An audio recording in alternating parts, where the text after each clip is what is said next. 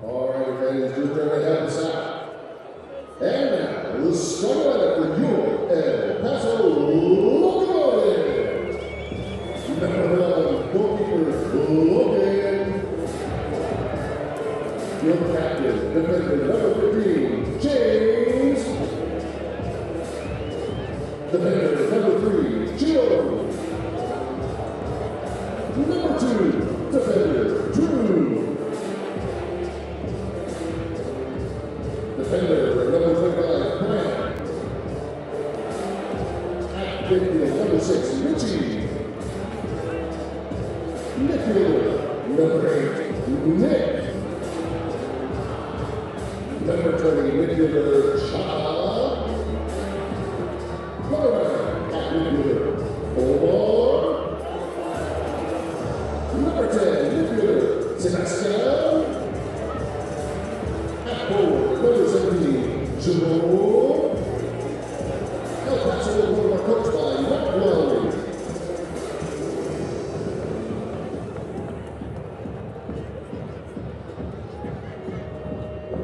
Please direct your attention to the Santa Fe Street Bridge and welcome tonight's honorary conductor, former county judge Ruben Hope. Mr. Hope is on Paso native, graduated from Kennedy High School and received his bachelor's and master's degree from UTEP. In 2014, he was recognized as one of El Paso's top 30 under 30. He was named a breakthrough leader by the El Paso Chamber in 2016 and is currently a board member with County, Texas, as well as the Grand Marshal of the 2018 Pride Parade. 11 years with the county of El Paso, Mr. Hope now serves as the Director of Public Relations for University Medical Center and is a proud supporter of the LGBTQ community and your El Paso Locomotive. Let's get this train rolling with it.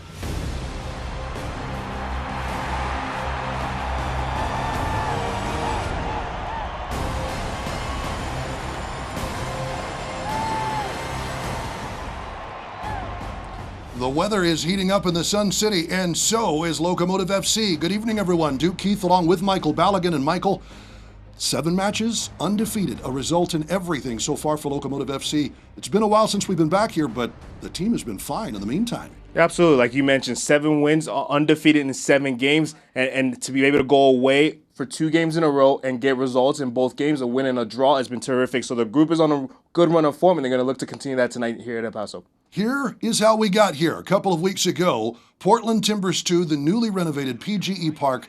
Let's take a look at some of the highlights. And Dairon Asprilla down from the MLS squad. Gets the save, does Logan Ketterer, but the rebound falls straight to Asprilla, and he puts it home. But in stoppage time in the first half, Omar Salgado, his long season of Lent is over. Notches his first goal. You know that has to feel good for Omar. Oh, absolutely. He's played terrific for the group over the course of the season. He's done a lot of work going forward, getting a couple of assists, and also on the defensive end, playing a little further out wide than he's used to. However, to be able to get that first goal of the season has to be a highlight of the season for him so far. Omar Salgado, nice feed from Seba Contreras, and he goes crazy, shushes the crowd behind the back. And in Tacoma, Drew Becky's second game, second time he's done this, helping his keeper out. This one right off the line. Save of the week to me. Absolutely, and he's been absolutely terrific. It's like you mentioned, this is the second time he's done this since he's been called in to replace Mishak Jerome as he's away at the Gold Cup. So he's played absolutely terrific, and he's filled in perfectly for the absence of Mishak Jerome. Yuma keeping the Jerome Kiesewetter onside as he plays it off the defender. That allows the goal to stand. And later in the second half, Omar Salgado to Calvin Resend. Resend's second goal. And you see, not the most beautiful of touches from Omar, but it still counts, and it's a 2-1 win. Absolutely, and you need those lucky bounces, those miss hits that ends up in front of a player and then goes in the back of the net. The team has that right now, and hopefully it continues, and this run of form for them continues tonight. We will see how things go as LA Galaxy 2 is in El Paso to face off with Locomotive FC. We'll have the starting lineups when we return. You're watching Locomotive Soccer here from El Paso.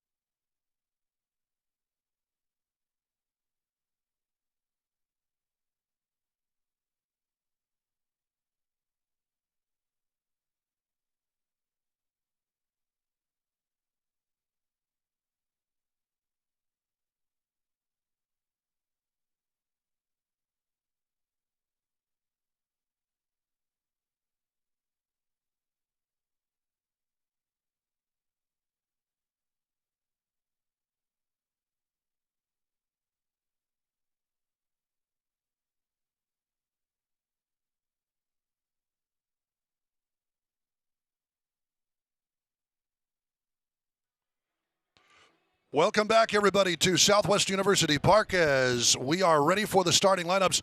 Let's check out the starting lineups. First for the visiting Galaxy 2, Los Dos as they are known. And noticeable, when you take a look at this, is the absence of Kai Koreniuk, the outstanding midfielder from Daytona Beach, Florida. You've talked about him before, Michael.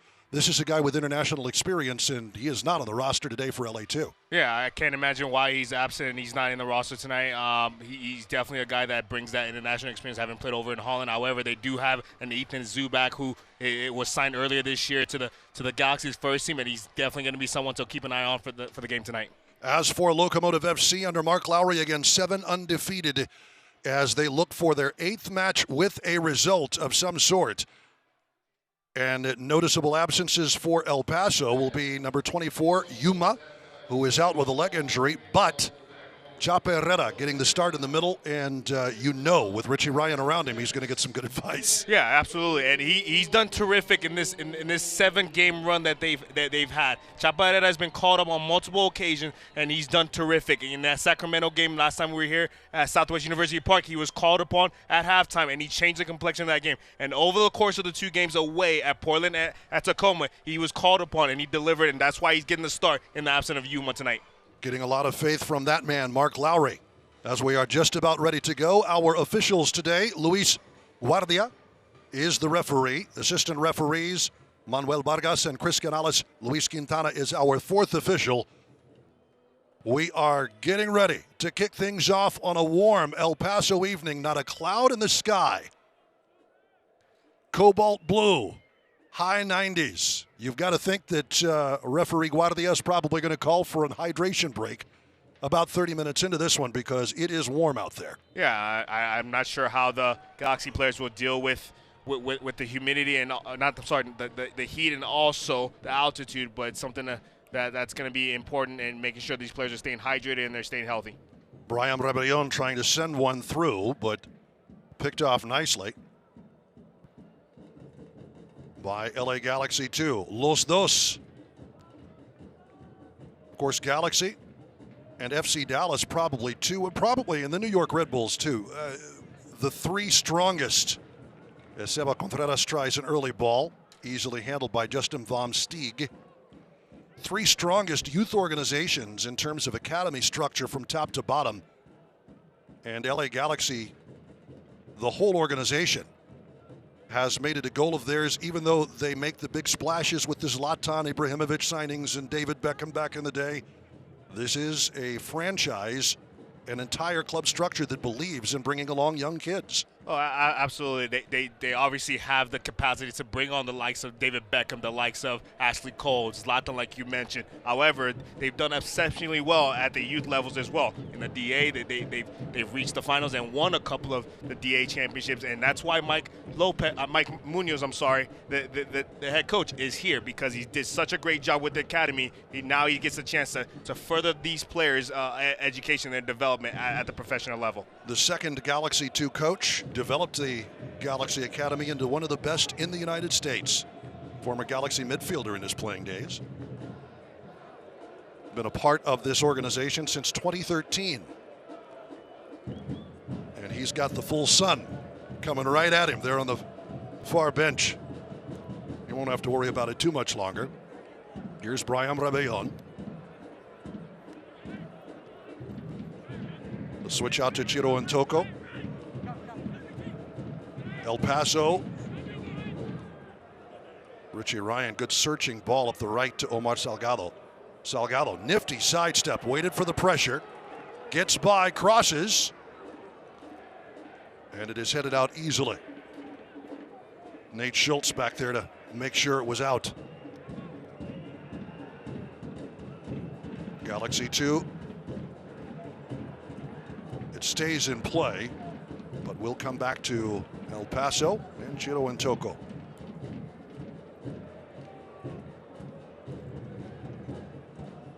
You see the Galaxy really trying to hold a block of 8 and just keep everything in front of them in this game. Really make it difficult for the Locomotive to break them down. Good searching ball, but well seen. Excellent job in the middle by Drew Becky. Takes Ethan Zubak right out of the play. And here comes El Paso. Good work by Kiesewetter, keeping it in play. Locomotive FC leading the USL Championship in completed passes, 85% again. Nobody's been able to break 81%. but nobody else in the rest of the league is separated by more than a percentage point. Locomotive far and away the best passing team in the league. I anticipated they'll have a huge chunk of the ball in this game. Looks like the Galaxy are looking to just hold that line, hold those blocks, be organized defensively, and then hopefully hit them on the break, on the counter when and if they win the ball back. Flag is up, it's offside. Mike Munoz, speaking of his assistants, Laurent Courtois, and a face familiar to longtime El Paso Patriots fans, I learned today. Clayne Plummer, former Patriots goalkeeper back in the 1990s, is the goalkeeping coach for Los Dos. Seeing his old friend Memo McFarland. Here in the sidelines, La Pantera patrolled the field for the Patriots back in the day and helps out Locomotive in terms of dealing with the visitors as they come into Southwest University Park. Familiar faces for Guillermo McFarland.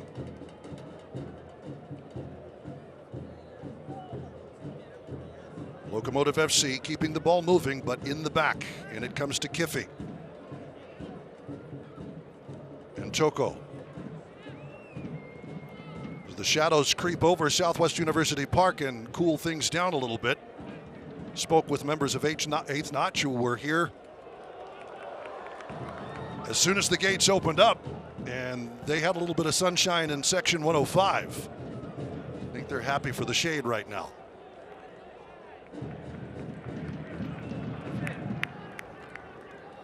Locomotive not finding any joy moving forward up the left. Here's Rebellion on the right. Hard-working Colombian.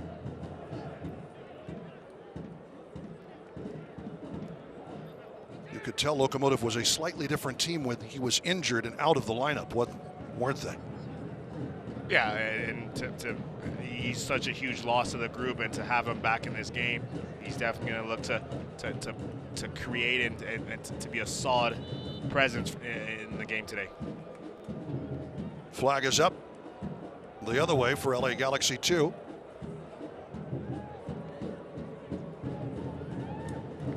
Jose Hernandez. Overshot ball. Looking for Brian Iloski. Iloski with 2 goals on the season for Los Dos. On the other side, Nick Ross. It was a good thought. Looking like he was trying to find Contreras in the middle, actually Chapa in the middle. They'll send one long up the left wing side, hooked out for the throw. Good job in the back by Drew Becky. But felt the pressure from Ethan Zubak. 3 goals to pace this team. Zubak getting a call up to LA Galaxy and has seen a few minutes.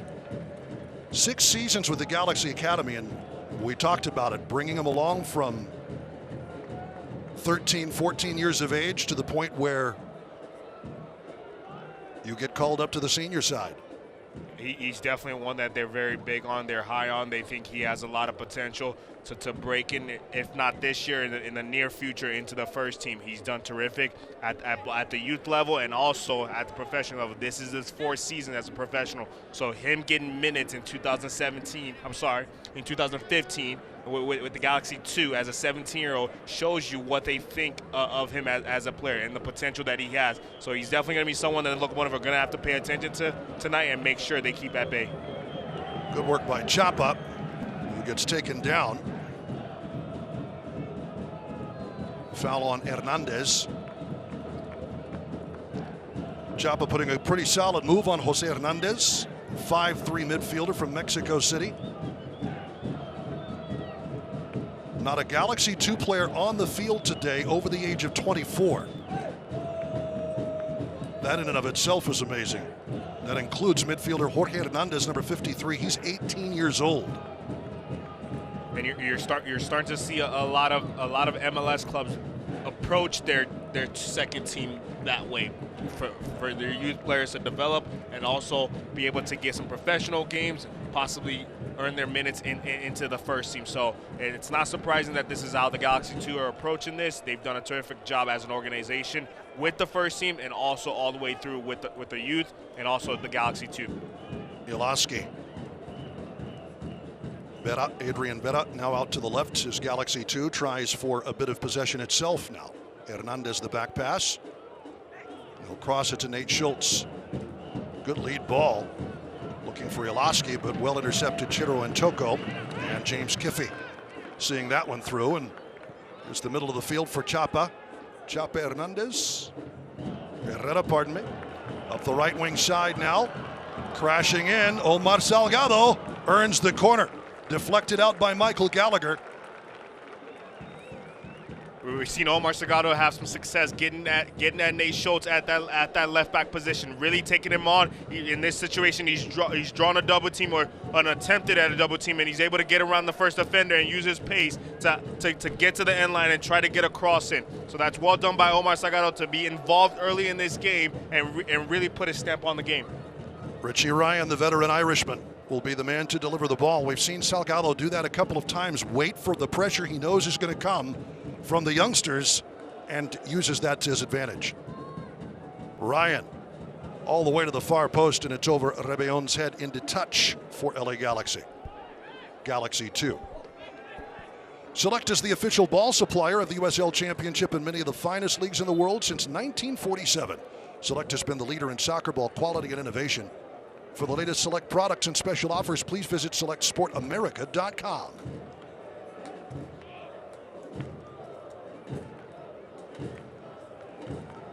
Into the middle. Salgado will switch it back out left for Ross. Ross sent in and handled by Von Steeg.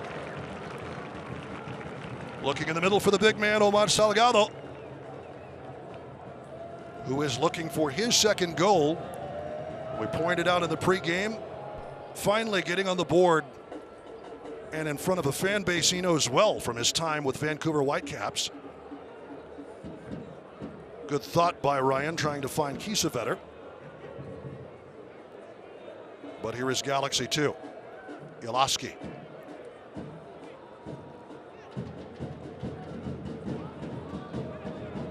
Schultz.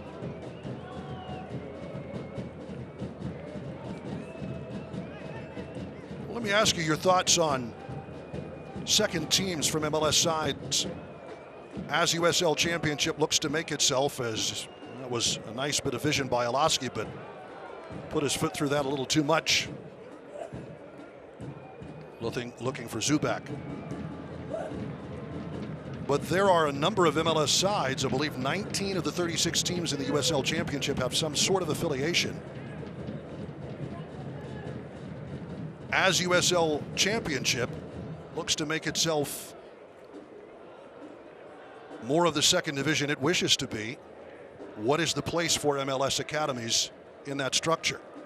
I think it gives the academies a place to send their young players even a little earlier. At the moment, you see a lot of the players, or even a couple of years ago, you see a lot of the players not really having a professional environment to go to until they're 18, until they've graduated high school and they're off to college or played a year in college. Now you see players, the likes of Daniel Leyva at Tacoma going and getting professional minutes at 17 years old.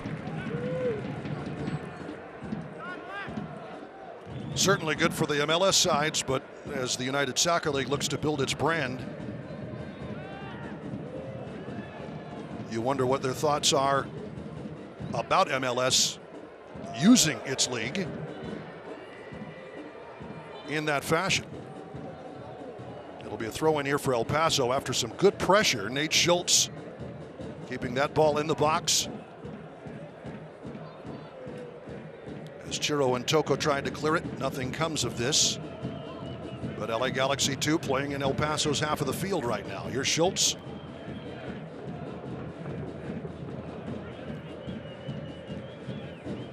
Stutter step move by Fittis. And Galaxy 2 will reset. Ontiveros.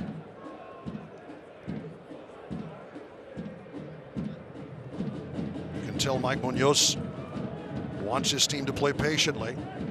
Comes Lucius Hernandez, fronted by Chape Herrera. That could be a battle all evening long. Here's Schultz again, lofts one. Easily handled by Ketterer. Zubac knew it was over his head as soon as it was off of Schultz's foot. Some pressure here by Galaxy 2, but well handled by Locomotive FC. Put into touch by Schultz.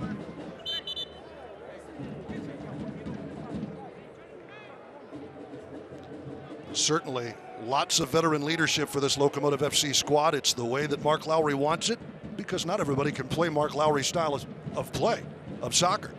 Yeah, and you see the likes of Brian Rebellon and Drew Becky and Richie Ryan, guys that are familiar with Mark Lowry, because it does take some time to be able to understand the intricacy of the system and the style that Mark Lowry wants to play. So to be able to have guys that have a couple of years under him and have played for him for a couple of years is really, really important to getting this style and this system down.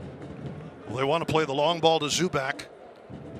That bears out with the statistics. If you look, pretty solid long passing team, 47% for Galaxy 2, but again, over Zubac's head.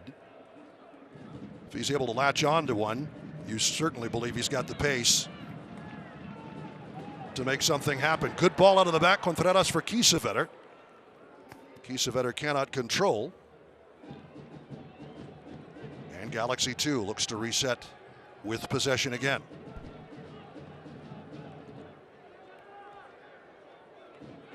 Chilao. And will be whistled for a hard foul on Chapa.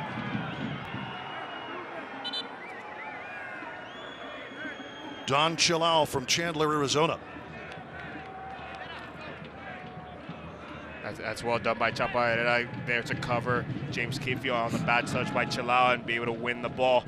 We've seen him be involved early on in this game. He brings something to the group that's really needed, his ability to cover space. But we're now seeing him able to get into those half spaces, into those gaps. We saw him earlier find Omar Salgado out wide. We also saw him making a run in behind on a third man play. So you see Chapa that's really now starting to show what he can do as a soccer player, not just as a body that's able to cover ground, but also as a soccer player. And that all comes down to the time that he spent with the likes of Richie Ryan and Coach Mark Lowry. We talk about the Galaxy 2's academy.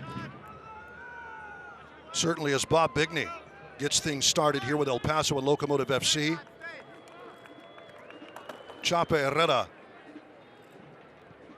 is the poster boy, so to speak, for Locomotive FC soccer. That's what they want to see. Yeah, absolutely. I think for any youth player in the city of El Paso right now, you should be excited at the opportunity that lie ahead, at the fact that at some point you can be out here on this field. So for players in this city, if this is your goal, if this is what you're aspiring to, it is attainable, and now you have a legitimate and a real opportunity to accomplish your goals.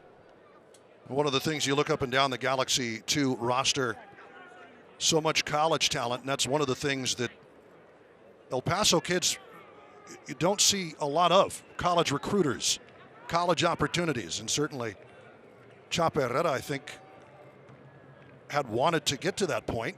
Never really thought he'd be able to play the game beyond high school and club soccer.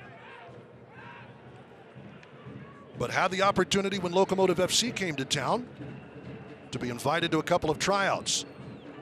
Searching long ball, looking for Salgado up the right wing by Rebellon. And he made those tryouts stick. And he's getting the start tonight. Yeah. What a story. Absolutely. And I think from a geographic standpoint, El Paso is sort of in a difficult place, in West Texas, in the desert. However, having the Locomotive here, having the USL here in El Paso, having the US academies starting off in El Paso, that's going to attract more, kind of like you said, more college opportunities, going to create more college opportunities for the players here in El Paso, but also a step ahead of that, also professional opportunities for the players here in El Paso. Drew Becky forcing the whistle from Luis Guardia and is being told to head off the field. Stuart Wright at the ready.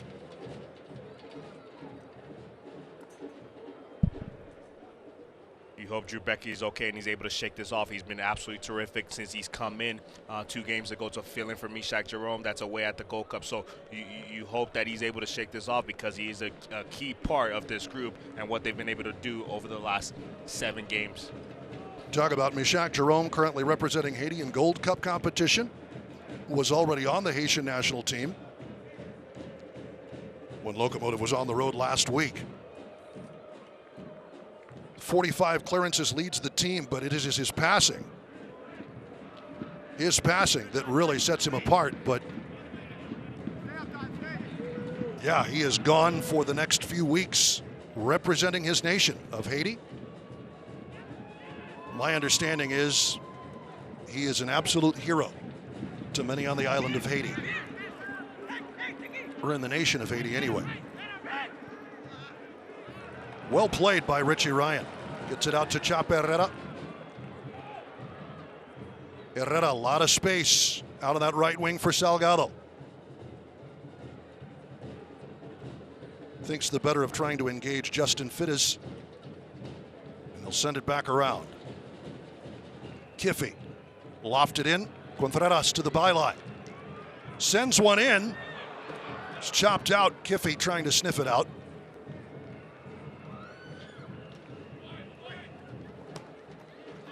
Kept in by LA Galaxy 2, but straight it comes to Chaparrera. Tries one, and it's had to be popped over for the corner kick.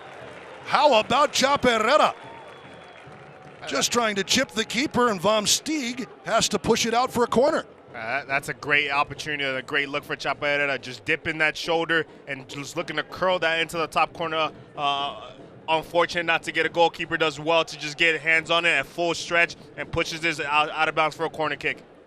If Justin Vom Stieg is 6'2" instead of 6'4", he's picking it out of the back of the net. Kiffy for the corner this time.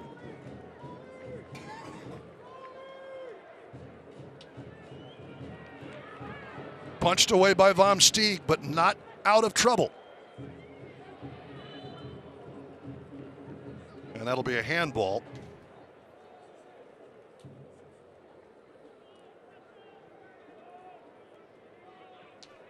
As we take a look on the replay, Vom Stieg able to punch it away with Kiesewetter ready to do some poaching.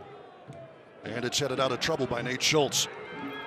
Chilau on the other side, though. Chilau the cross, headed out by Rebellon, but not out of the box.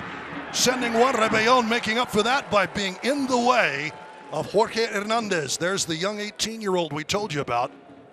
Found himself with the ball at the edge of the area, but the veteran Colombiano able to handle his business and Locomotives. Brian Rebellon, part of the USL Team of the Week for his efforts versus Tacoma Defiance. 74 passes completed out of 84 tried, won 3 tackles, 7 recoveries as well. We've talked about his physical capabilities on the ball right there. Our understanding is very well could have made Colombia's Olympic swimming team at one point in his youth. Decided to play the team sport.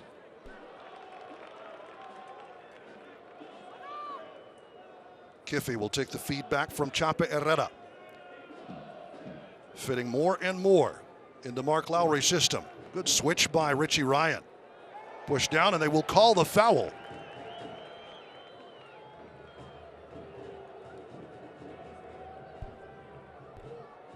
Justin Fittis doesn't agree with it, but Seba Contreras,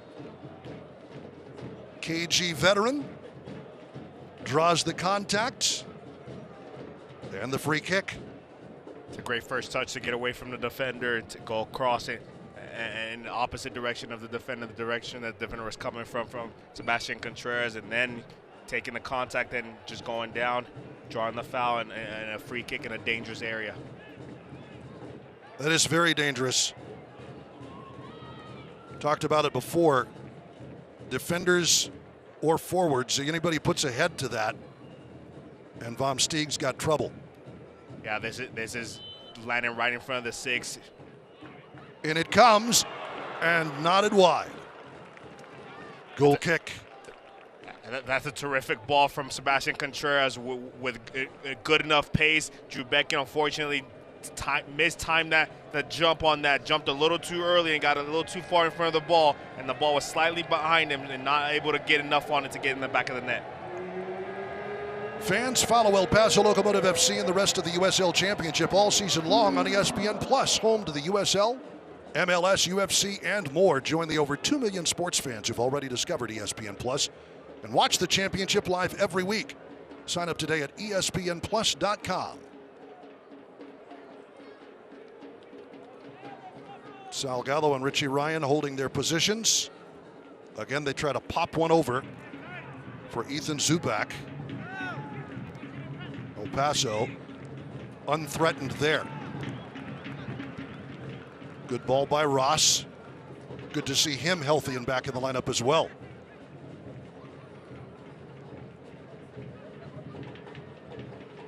Kiffy.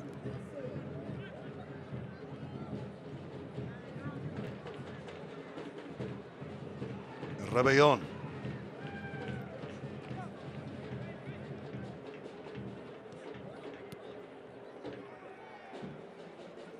Contreras shaking himself loose from the pressure. All the way through, Kiesewetter. That was a nice thought by Chapa. And a Galaxy 2 player is down. Looks like Schultz.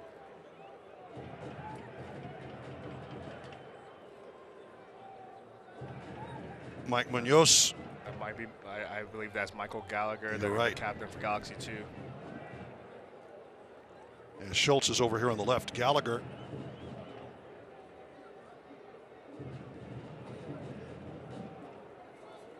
One of the more experienced players on this Galaxy 2 roster, 24-year-old from Sammamish, Washington. Couple of seasons with Real Monarchs after starting his career with Timbers 2 in 2016. As you see with many on this Galaxy 2 roster, though, that college experience in a pretty solid soccer playing conference, the Pac-12. Gallagher playing his ball with the University of Washington. Richie Ryan puts on the Jets at just the right time. Able to win that back for El Paso.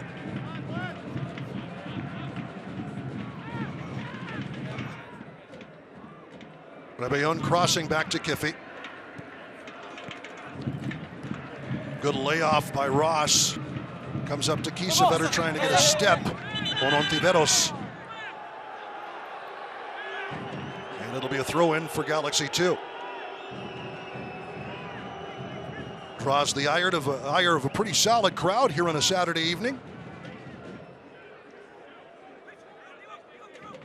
You see the Galaxy 2 doing a really good job of keeping the Locomotive in front of them, keeping the play in front of them, not allowing them to break down their line of defense. The Locomotive are having trouble getting out, and you see Jerome Kiesewetter needing to come out wide to get on the ball and to help in the build-up and getting out of pressure. That's not exactly where you want him, because you want him inside within the frame of the goal, scoring goals for you. However, he's needed to help in that build-up and getting out of the tight pressure from Galaxy 2. Iloski trying to get possession, but it is, again, Ross on the spot. Kiffy just away from the feet of Iloski, and a foul as Ryan gets taken down from behind by Adrian Betta. Betta has to watch it. He's on 4 yellows. Next caution, and he will have to serve a 1-game suspension. That's one of the things, especially for a veteran team like Locomotive FC, As Kiesewetter again trying to get a step, but well handled by Ontiveros. The veterans are going to, they're going to be playing things a little bit when and where they can. Trying to get some of the youngsters for Galaxy 2 to commit to things maybe they shouldn't commit to. We've seen it from Omar Salgado with his play on the right wing. Seen Seba Contreras go over maybe just a touch easily. Drawing a little contact. You would expect those passing stats to be awfully solid tonight for the possession-based offense of Mark Lowry. Kiffy laid off by Contreras. Kiffy trying to send it there. Well seen by Jalal. Lifted out by Tiro and Toko, and they say he got a piece of Brian Elaski.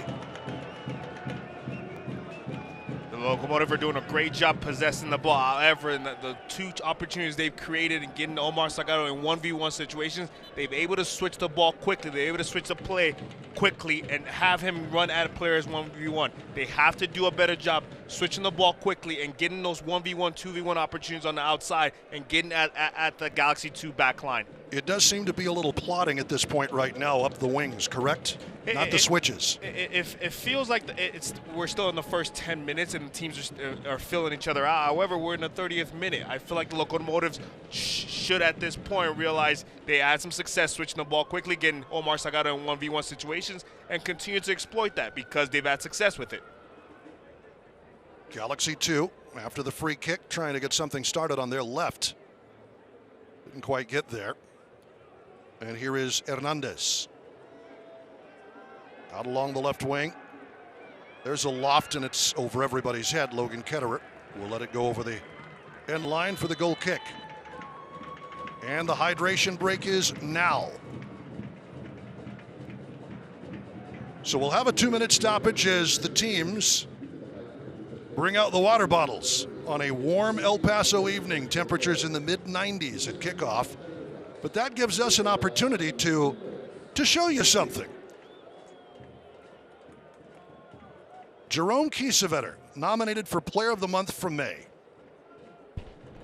As we take a look at the graphics here in just a bit, Kiesewetter 7 goals in the season in only 8 matches played, tied for 6th in the league.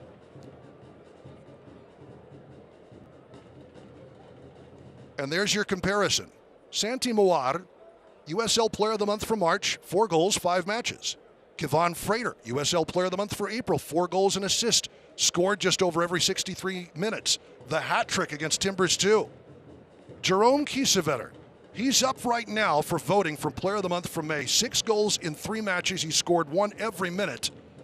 He joined Locomotive April 2nd, didn't play in that very first game. His first game was the loss to Phoenix, but he has been an absolute godsend for El Paso's offense. And there you see the comparison. 9 goals, but 13 matches in over 1,100 minutes for Moar. 10 goals for Frater, who leads the USL Championship. 12 matches in over 850 minutes. Kiesewetter, 7 goals, 8 matches, 713 minutes. What kind of an impact does a guy who can put the ball in the back of the net have for a team that really takes care of the ball pretty well regardless? Now they just have that much more up top.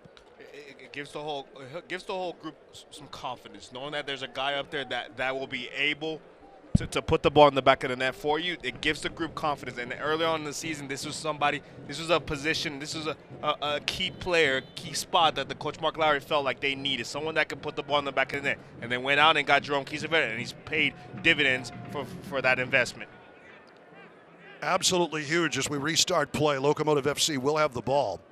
And the voting continuing at uslchampionship.com through Monday at 10 a.m. Mountain Time. So keep that in mind. You've got the weekend to vote. He was a couple of percentage points behind the outstanding keeper for Tampa Bay, who's up for Player of the Month. John McCarthy, with 8 shutouts, paces the league, and he has just been a stalwart backstop for the Rowdies. But fan voting counts for 51% of the overall total. So get your votes in now. Fans have the biggest majority of the vote. Team personnel and media, 25% respectively.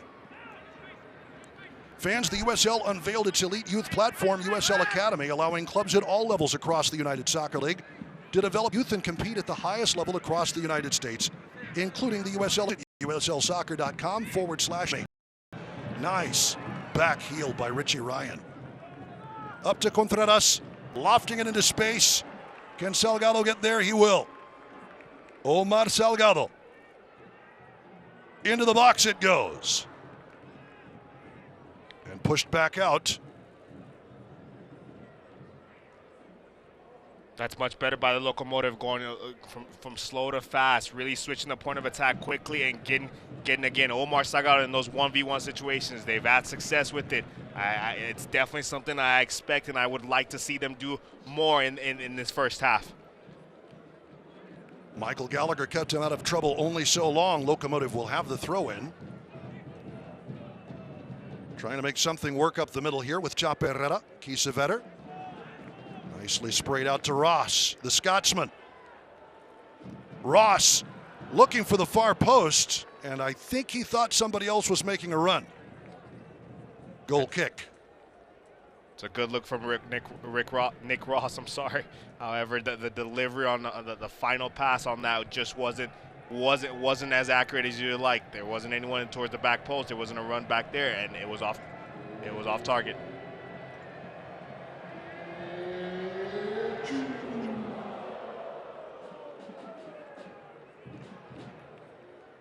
Nick Ross, the native of Inverness, Scotland, playing his first season in the United States. Wanted something different. As the foul is called, Omar Salgado down in a heap. And Justin Fittis getting another talking to by referee Luis Guardia. I think Guardia has had enough of Omar Salgado roaming up and down that wing of his and decided to send an early message. Yeah, he's had trouble containing him 1v1. He understands that Omar Salgado is crafty. He's good running at players 1v1, and there's nothing else you can do but try to slow him down by giving him a little nick on the ankle. That is well won by Jorge Hernandez, the teenager, getting the better of Seba Contreras there in a bit of space for Ilaski. Chilao on the edge of the box. Nice step back. Ryan stays with him. Chilao going for the shot right into the waiting mitts of Logan Ketterer. Chilao did well to open up some space for himself, but Ketterer had his angles covered. Yeah, it's a great job by the Locomotive to get numbers back on the counterattack. However, Galaxy 2 didn't do a good enough job getting numbers forward. Yeah, an opportunity like that to get a quality shot on goal to create a quality opportunity. Salgado on the cross from Kiesewetter. Trying to go back the other way. Salgado takes a shot, and that's deflected. Covered by Salgado. Becky. Way off his line is Ketterer because Becky was up to try and play in the midfield, and Ketterer had to come out to hold Ethan Zubak at bay. Zubak hard charging, 21-year-old from Corona, California. As we pointed out, he has seen a couple of opportunities now after spending 4 years with the LA Galaxy Academy and in Galaxy 2. With the senior side. Maybe the most notable product from that LA Galaxy Academy is Chapa Herrera sees his way out of that heap all the way out to Ross. Ross going for the far post, and off the post it is. Great job by the Scotsman, but that was made possible by the efforts of Chapa Herrera.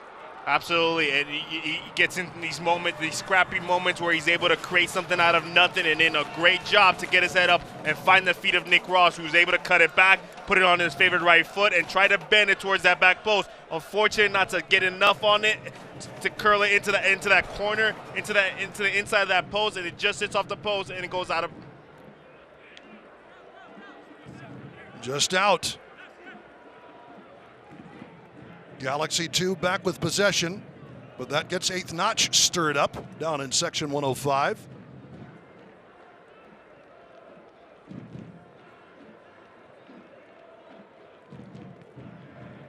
Yeah, as hard as those guys go, they're happy for the shade.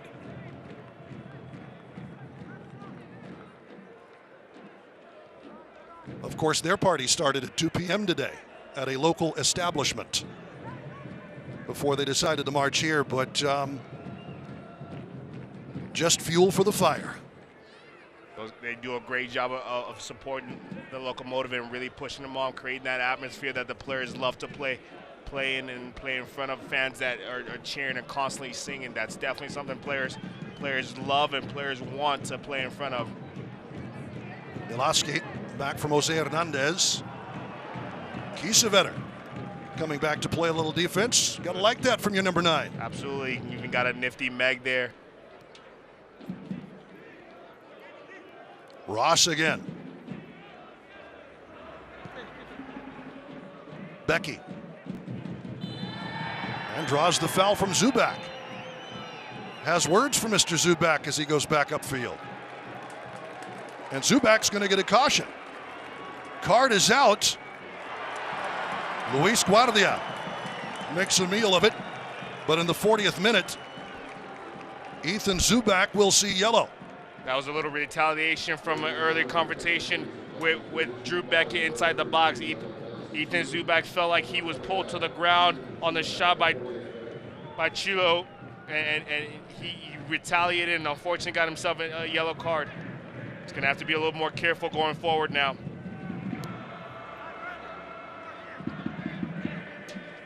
Well, you have to think that's one of the dangers of a young team. When you don't see your way around something, sometimes you want to go through things, don't you? And it results in a few extra whistles. Yeah, I'm sure there's some frustration at the lack of touches that he's gotten so far in this game. He really hasn't been involved much. Chape Herrera. Lots of open space for Herrera. We'll give it off to Ross. Nice long switch to Kiffy. Kiffy. Nice move. Tries one, and it's deflected. And the offside flag is up. I think Nick Ross might have blocked that shot on goal by James Kiffy. Does well to bring the ball back inside. And he was offside when it happened. So, insult to injury. Not only does he have his body in the way of the shot, that also forces the flag to go up on the far side. Absolutely. Again, you see the locomotive getting an opportunity, getting a chance on goal from a quick switch, from switching the ball quickly, finding the players out wide in 1v1 situations. This time it was James Kiffy, not Omar Salgado, and he does a good job to cut the ball inside and get a shot on goal. Get updates and alerts all year long by following your club on ESPN.com. Search for El Paso Locomotive FC. Click the follow button to keep up with the latest news and scores. Plus, get reminders on El Paso's next match. Go to ESPN.com now. Click follow for your club. Rebellon, Chiro, and Toko. And Toko, not a whole lot to do in this first half of play. Becky's been challenged, but that's only because Zubak keeps coming at him.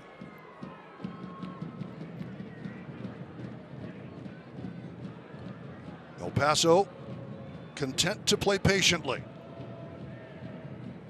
And they've had a couple of opportunities, most notably Ross's curler that hit the upright.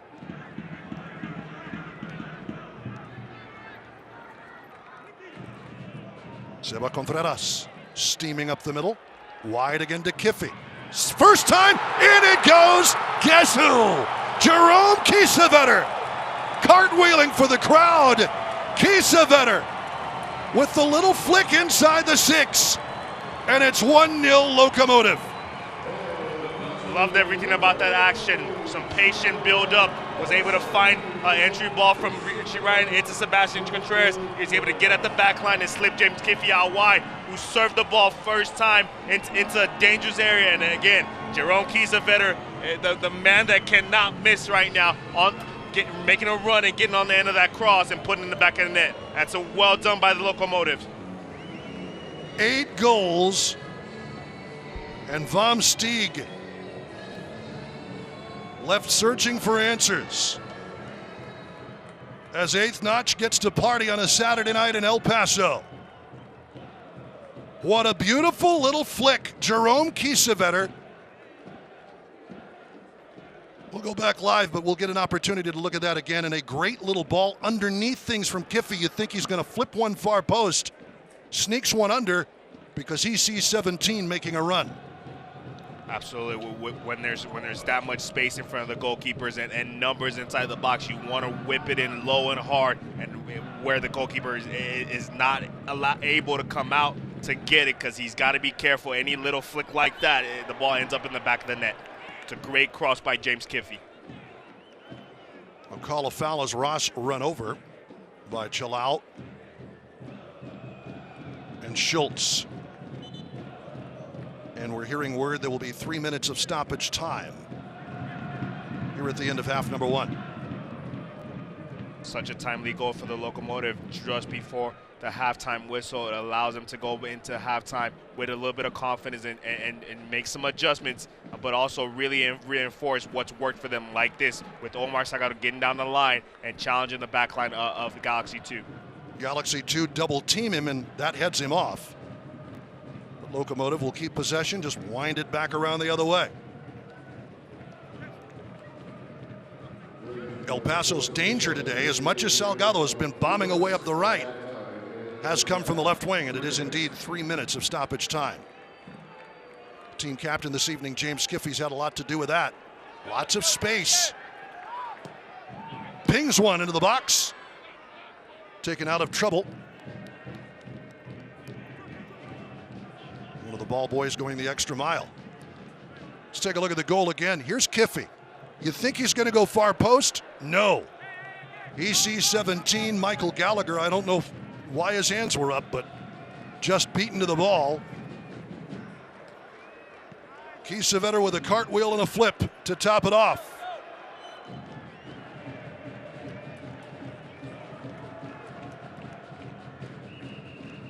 Kiffey tripped up a bit, and that'll allow the free kick. Quickly taken by Ross to Contreras.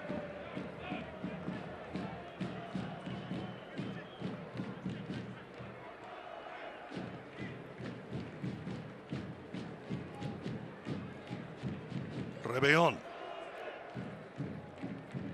and Salgado.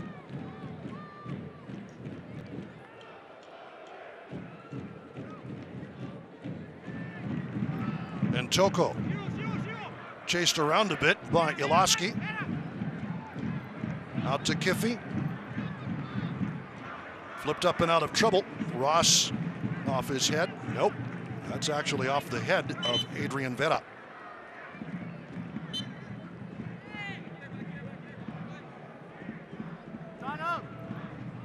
Out to Ntoko as the first half draws to a close.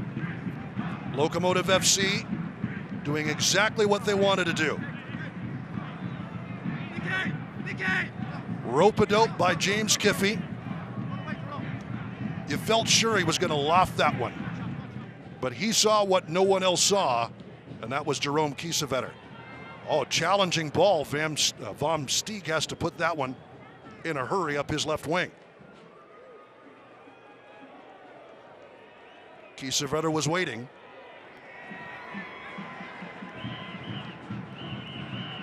Becky. Second effort. Rebellon.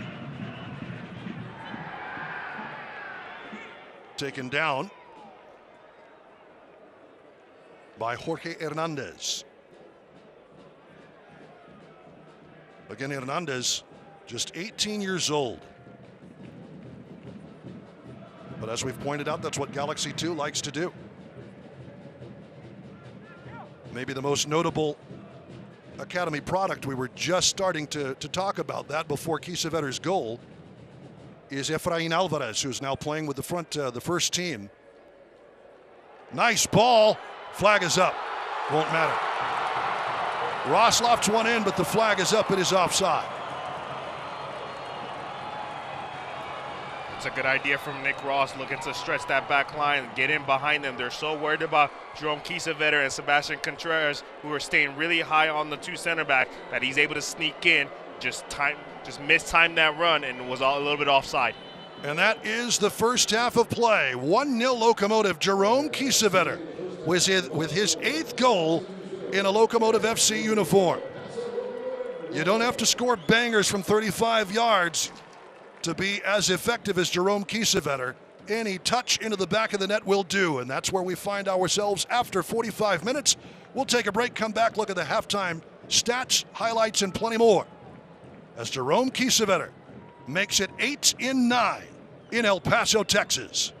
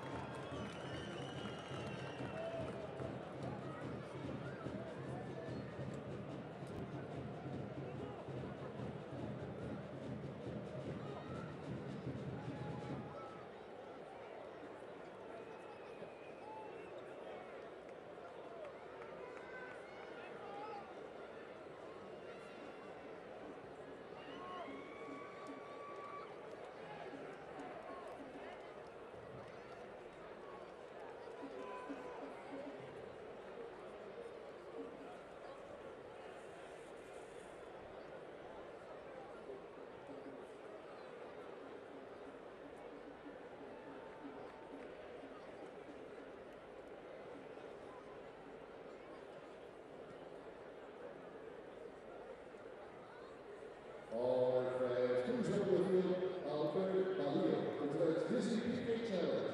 Alfred first will recover your eyes with a Locos rifle, then with a spin around 3 times, you'll take off the rifle and then attempt to kick the ball into the goal. Locomotive fans, let's count it down. 3, 2, 1.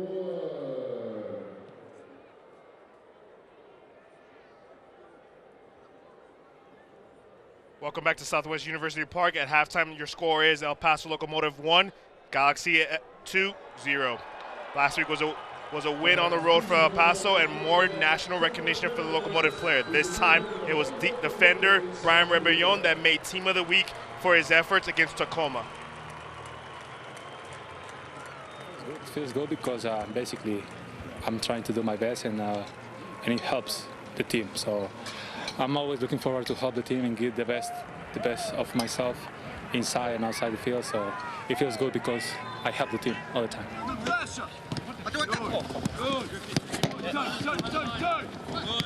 I'm always trying to be motivated and work as hard as I can.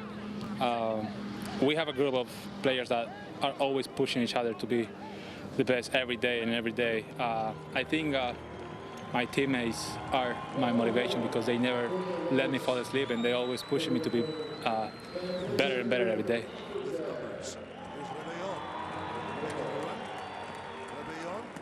Ross hammers one and scores! Pressure the ball, go Nick. Yeah, about the pressure the ball. Yeah, about the pressure the ball, what that, son? Good pressure, blow! Since the very first week, I mean, the guys were really open. Something that I really like on this team is there is no ego competition here.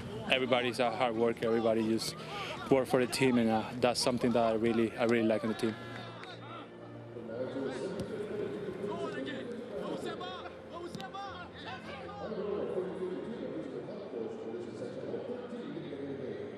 Feels good because basically I'm trying to do my best and it helps the team. So I'm always looking forward to help the team and give the best of myself inside and outside the field. So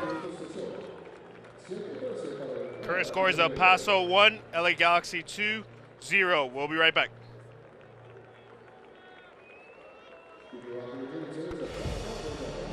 Around line, lacrosse! Now it's loose. Oh, what a hit! Brown! Oh, that is electric from Phoenix on the break! Shot, push, fly!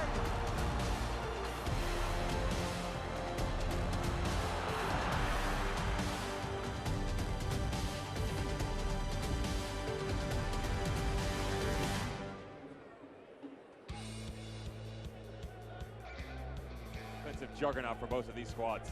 Here we go again. Steinberger on the turn. It's going to fall through. Allen! Just like that, it's 3-3. Alex Bassetti making a darting run. It finds its way all the way to Bassetti. Lays it off. Still an opportunity. Brown! Taylor again. The menacing attack. Taylor lets it go. And there's the opener for North Carolina FC. Ricky comes inside on Watson. Acres of space here for the left wing back. Forbes now pitching in space to shoot. He drives it and beats far. Tochmer's Van Okel. Will this seal us by the fourth round? Number 4 delivers. 90th minute, Louisville leads at home again.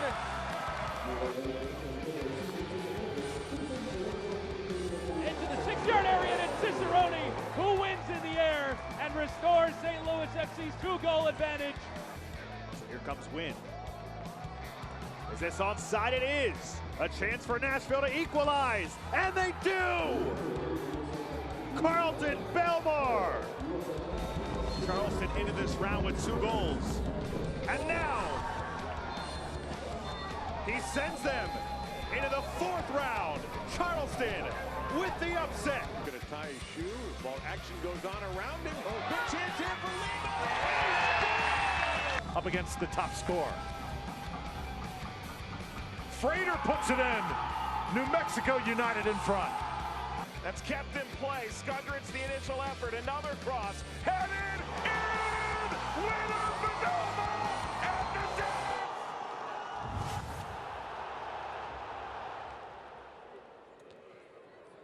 Welcome back, everybody. Sunset in El Paso, Texas. The Sun City Locomotive FC with the 1-0 lead over Galaxy 2. Let's take a check of scores from around the rest of the United Soccer Leagues on this Saturday afternoon and evening. Charleston Battery over Birmingham Legion 3-1. You see Switchbacks FC, big win over Tacoma Defiance, which is reeling now in Colorado Springs. Pittsburgh Riverhounds a draw with Ottawa Fury. San Antonio FC 3-2. That is a big win for that organization over Reno 1868. North Carolina FC with an away win over Tampa Bay Rowdies 3-1. And we talked about the way Tampa Bay had been keeping the ball out of the net. They didn't against North Carolina FC tonight. And a scoreless draw, Swope Park Rangers and Charlotte Independence. So we take a look at the standings. These are live standings going into tonight's game. There you see Locomotive FC, 20 points. They are statistically tied with fourth third, but goal differential puts Locomotive FC in that 6th position. But you see everybody above that 10th place. That means they're in the playoffs, and that includes LA Galaxy 2 right now currently in 10th, but losing right now to Locomotive FC, which would vault into 3rd or possibly 2nd with a win tonight. And Meshach Jerome, representing his country of Haiti in the Gold Cup, did not travel last week, is not here this evening. Locomotive FC certainly missing their very charismatic and very able passer from the back, Meshach Jerome, but so far so good, even with no number 4 in the lineup. Meshach Jerome missing a game earlier this year, out for international duty with Rio Grande Valley. An absolutely warm but gorgeous evening here in the Sun City. Thankfully, that sun part has gone down with temperatures in the upper 90s before kickoff and about mid-90s as we are here in El Paso. Let's go ahead and take a look Drew Becky, one of the newest Locomotive players, has done some outstanding work in his short amount of time here in El Paso. You learn guys' tendencies, and to know 4 or 5 guys' tendencies already is a big advantage. To play with Richie again is fantastic too, and to know where he's going to be and to pass the ball. And again, it gives you a massive advantage. Make that Hurtado chest down to himself. And dribbles through a couple defenders, chance to shoot, takes a deflection off of Becky with an important. It's been, seamless. He's confident on the ball. He makes good passes. He helps us break pressure, and he's willing to put his body on the line, and that's what you've seen in his last 2 games. He's willing to do whatever you need to keep the ball at the net, and that's a great thing to have in your center defenders. It was like he's been here all season, frankly, and that's just due to the fact that he's been with me before. He's played in this system before. Not with these players, obviously, but the system's the system. The principles of my philosophy were the same 2 years ago with Drew as they are now. The game is, you need to make it as simple as possible, and that's what we try to do. And playing out of the back is not always easy, but I love the commitment from the guys to continue to try and play out, even if we lose it in a couple of moments, just to continue to do that. Misha leaves big shoes to fill, and we knew that, with Gold Cup coming up, we knew losing Misha for a month or however long we were losing him for, it was going to be tough. But I knew with Drew, a guy that I've worked before, a guy that's played that position for me many times, he'd be the next best thing. And as you can see, defensively he's been phenomenal. On the ball he's great. He's a good talker. He's a mature, experienced player. So to have him fill Misha's shoes, I wouldn't want anybody else to do it. So I'm so proud of what Drew's done. And now he's added to the back line. So when Misha does come back, we've now got this strength in depth at the back, which is going to set us up nicely to finish off the season.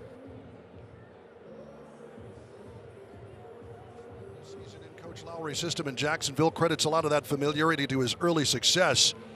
I think that save in Tacoma was save of the week. Rebellon, though, did make the team of the week for his efforts versus Tacoma. Honored with 74 of 84 passing, 3 tackles, 7 recoveries. Jerome Kiesewetter is player of the month, his 6 goals in May.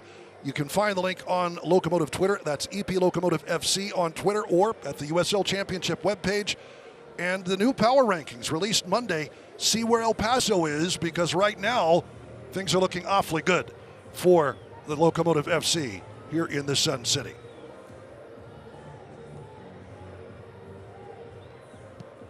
Let's take a look here at one of the youngsters on the field.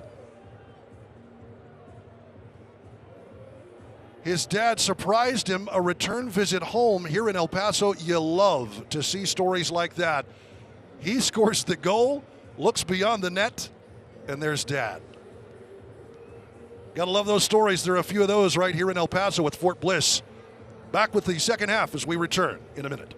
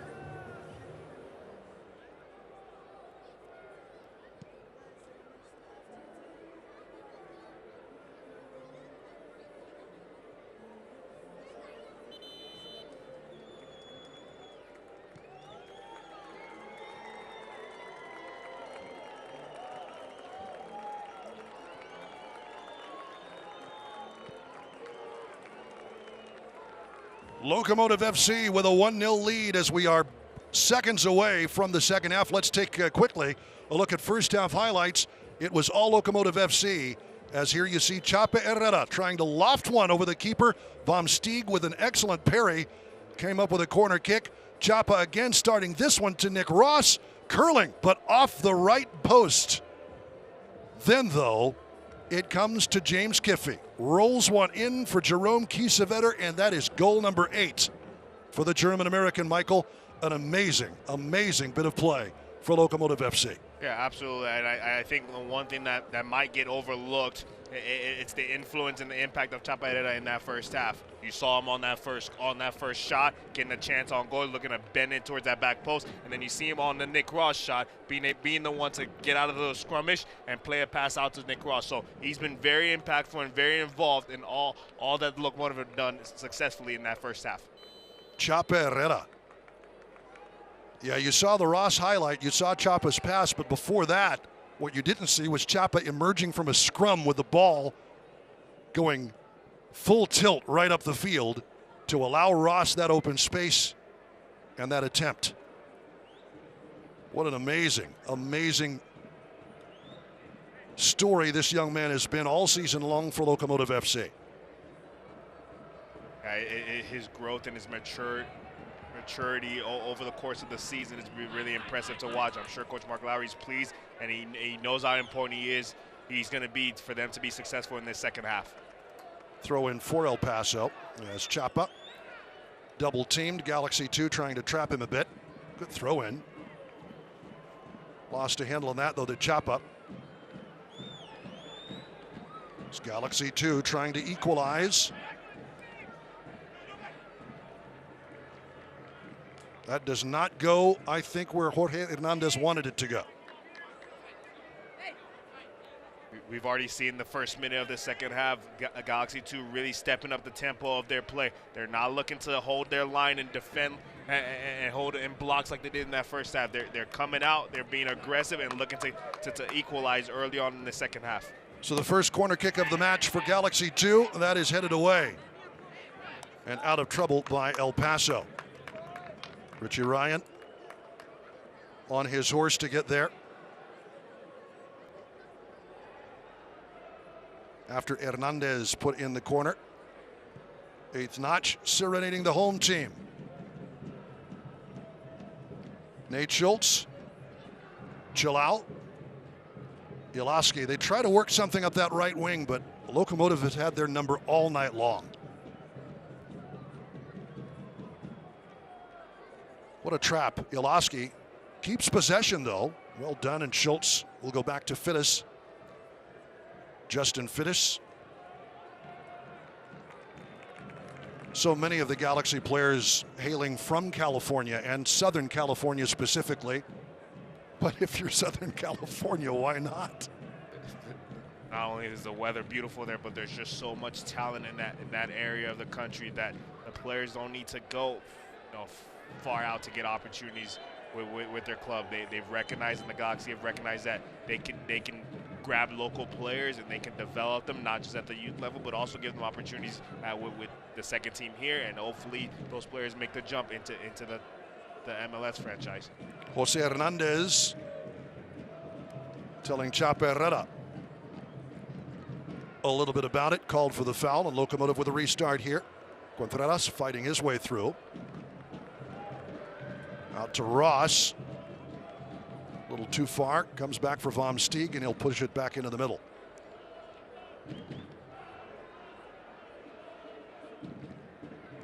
And back to Ketterer. Ooh, that's dangerous. Chiro and Toko. It's great composure by Chiro and Toko on that. Dealing with the pressure and the sliding tackle from Jorge Hernandez like he wasn't even there. Hernandez, he's the teenager. 18 years old, pretty solid vision to see where that ball was headed.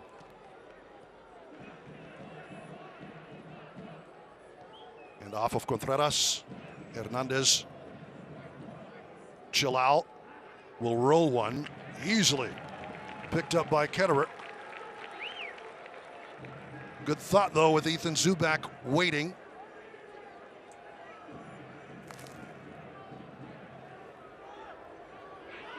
He seems to be the target man. He's very, very isolated in the first half, not getting a lot of service. However, you already see in the second half, they're already getting more numbers forward, really getting players around him, looking to create more opportunities in the final third. Jorge Hernandez wins the throw in. Now we'll leave off for Fittis. Trying a quick restart here. It gets away from Adrian Betta. And El Paso trying to take the air out of this Galaxy 2 attack. Good work though, and here's Chalao.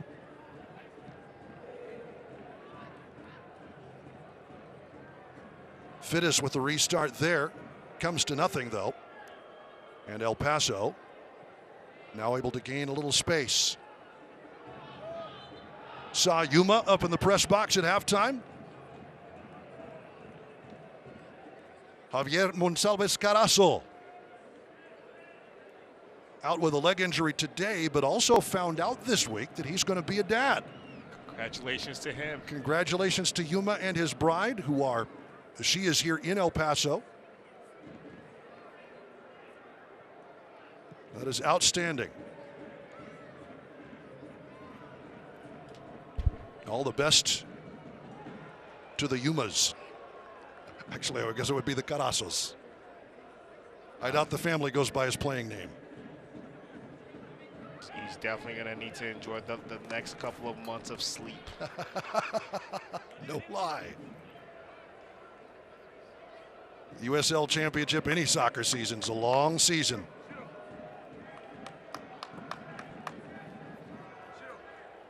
As details become available on due dates for you Locomotive fans interested, we will certainly pass those along. Contreras in a bit of trouble, Iloski. But again, Locomotive FC able to steer themselves away from the pressure. It's the one thing you pointed out, Zubac on an island, as again, another interception here by Hernandez. You can tell they want to funnel the ball to him. It just seems like Locomotive, as they move forward, have other options. Galaxy has Zubac, and that's what they're looking for. Yeah, early in the second half, you've seen the Galaxy step up their pressure and really make it hard for the Locomotives to get it out. However, when the Galaxy win it, there's not enough movement. There's not enough creativity in that final third. The outside wingers stay wide, and Hernandez and to Chalao, they stay wide. They're not interchanging of positions between them and the midfielders. So it's really easy for the Locomotive to pick up those players and really communicate and know where players are. The Locomotive, on the other hand, there's a lot of interchanging of positions, a lot of interchanging within players. So tracking players is much more difficult. Chiro Antoko getting serenaded by Eighth Notch. They invented a song just for him. Chiro Antoko, he's very loco. He came from Belgium to El Paso. Salgado. Good to see the ladies getting active with the drums here with Eighth Notch. Young, old, male, female, adults, children. Adults behaving like children, it's all there. Richie Ryan. Chapa Herrera trying to loft one. That was a good idea. A little too much steam for Jerome Kiesewetter. Good little action there from the Locomotive. Unfortunate not to connect on that last ball into the space for Jerome Kiesewetter. Here's Schultz. Ontiveros and Schultz. And it's a throw-in for Galaxy 2. Fans, follow El Paso Locomotive FC and the rest of the USL Championship all season long on ESPN Plus, home to the USL, MLS, UFC, and more. Join the over 2 million sports fans who've already discovered ESPN Plus and watch the championship live every week. Sign up today at ESPNplus.com. Again, pressure. Again, Hernandez. This time on the right. Iloski. It's taken right off the ball.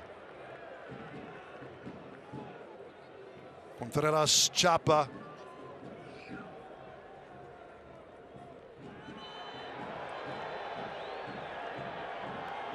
Frustration showing, a straight red for Brian Iloski.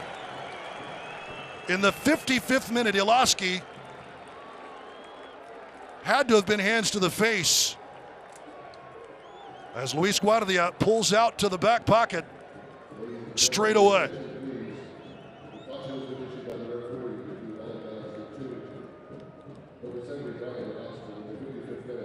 That's Richie Ryan.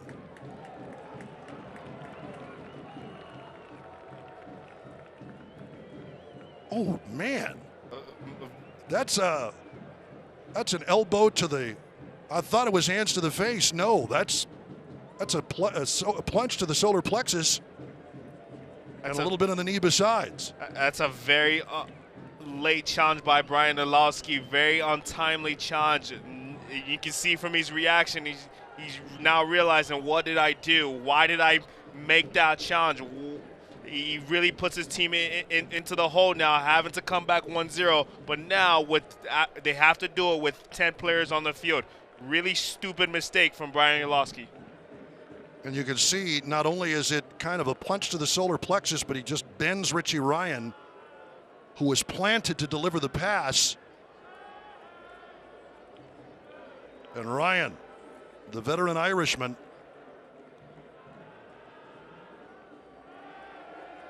.34 years old, and doesn't seem to be the worse for wear. And there you see him talking things over with Galaxy 2 goalkeeper coach Clayne Plummer.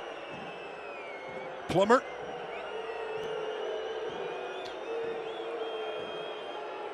as Iloski exits the field. Plummer himself, no stranger to El Paso. He was the goalkeeper in the late 1990s for the El Paso Patriots. And you see no one on the technical staff for the Galaxy 2 really arguing that call from the referee, recognizing that was a poor decision by Brian Iloski to go in on a late challenge on Richie Ryan.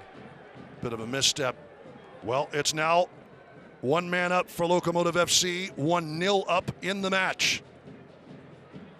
How does this change things for Galaxy 2, which had made some promising forays forward to try and keep Locomotive FC pinned in its own half of the field? Yeah, absolutely. And I just knowing this group, they're a group that keeps fighting on to the last minute. In their last 4 games, they've scored 3 goals, all in the 90th plus minute. So they have that fighting spirit, and they're going to need that fighting spirit in this game to be able to come back from not just being a goal down, but now being a man down.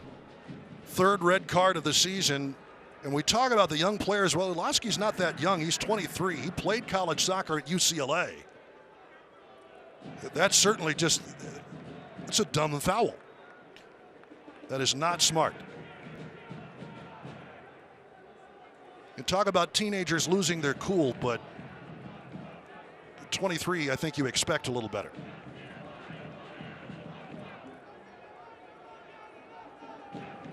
So 11 on 10 for Locomotive. Kiesewetter trying to pop one through for Chape Herrera. Vom Steeg answers. Well won. Salgado trying to search one through. That's actually Kiffy looking for Kiesewetter. Didn't work. And a foul on El Paso.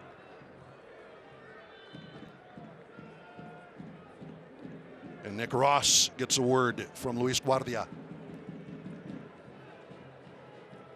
The Galaxy going down to 10 players. I expect Locomotive to really put the foot to the pedal and really try to get that second, third goal and see this game out. They now can take advantage of those extra spaces. Looks like Galaxy 2 have gone to 3 in the back and added a player into the midfield. So can they take advantage of the fact that now they have 3 players in the back and not 4 and push players forward and get a second and a third goal?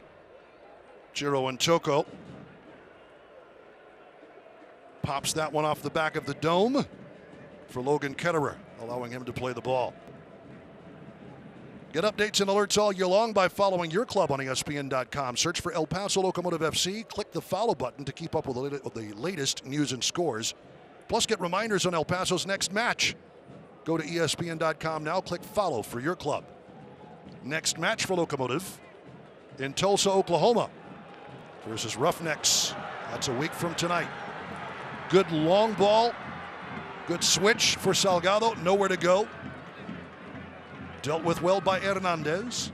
Locomotive not going to be desperate. They will take their time. And here's Kiffy. Ross and Kiffy interchanging.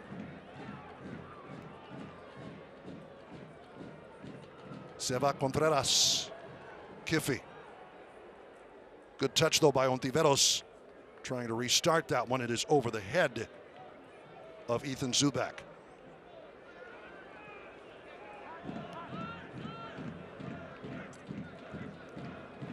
Rebellon urging patience.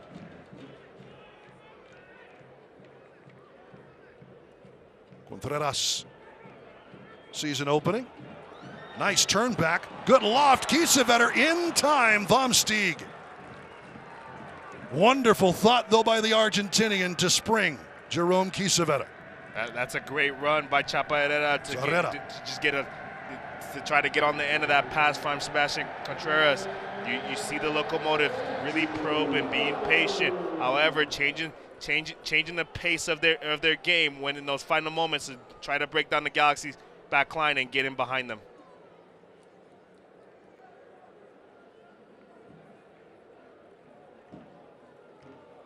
Fittis. Hernandez. And Ontiveros. Possession here. Here's Schultz. Chilau. Looking for it. Hernandez. Into the box. Scuffed it. And that allows Ketterer to come in a hurry.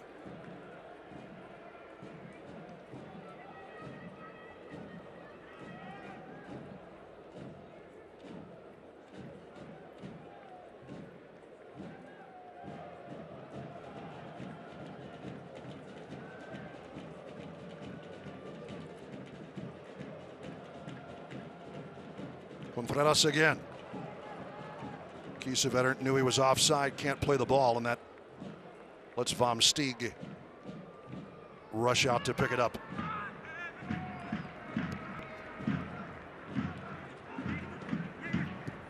Locomotive FC trying to keep Galaxy from turning, and they do. Rebellon, good pressure. Chapa makes a move on Hernandez.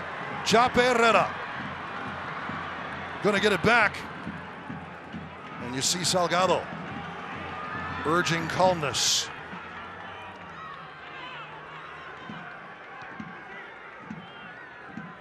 Richie Ryan. Ross. Kiffy. Contreras and Kiffy in a bit of trouble. Schultz blows things up, and Chilau on the restart. Zubak. Giro and Toko all over him.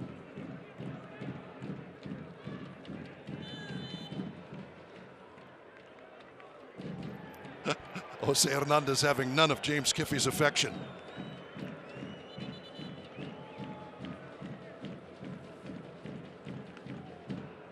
Kiffy, of course, a veteran in his own right. Won a USL championship with Sacramento Republic back in 2014. He knows what the pinnacle is in this 36-team behemoth that is the USL championship.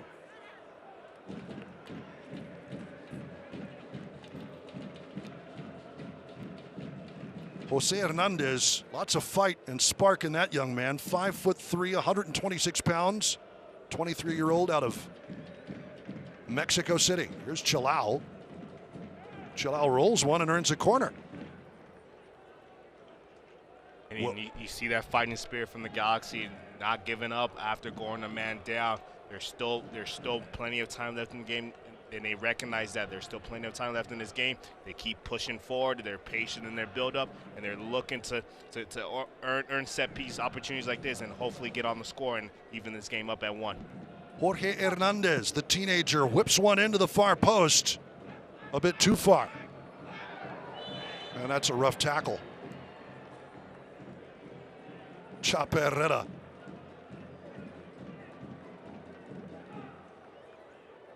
Taking a seat courtesy of Omar Ontiveros. See both players going up for the ball, really only having eyes for the ball.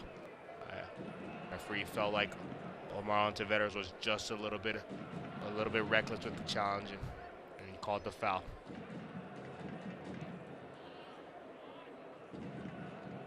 Well, you pointed it out, though, Galaxy 2 still quite a bit forward and aggressive on a warm Saturday evening in El Paso, Texas.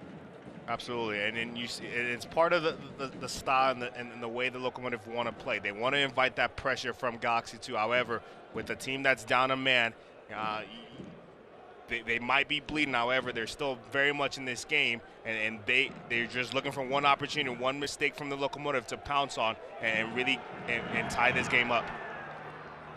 Contreras tried his luck. And we'll call a foul here. Nope, offside.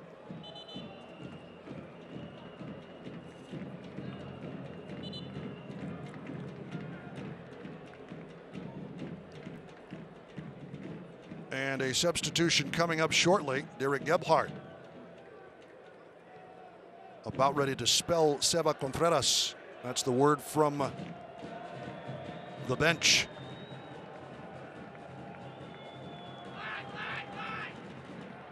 Into space, Chapa, Herrera. Brian Rebellon. Lofted. It'll take a Galaxy bounce.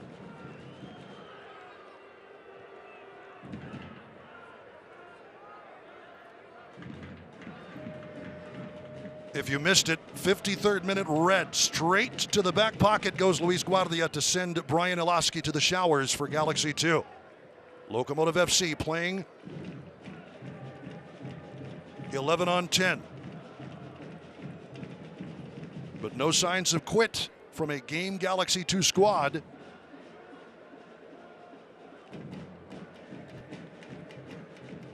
Hernandez back to Michael Gallagher.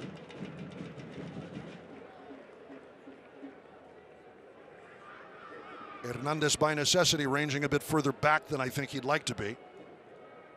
As I watch Jose Hernandez operate in that midfield, he reminds me, and he moves a lot like one of their first teamers, Jonathan Dos Santos. Even the hair and just the style of play, the way he wears his socks, they're very similar in stature and just in the way they move around the midfield.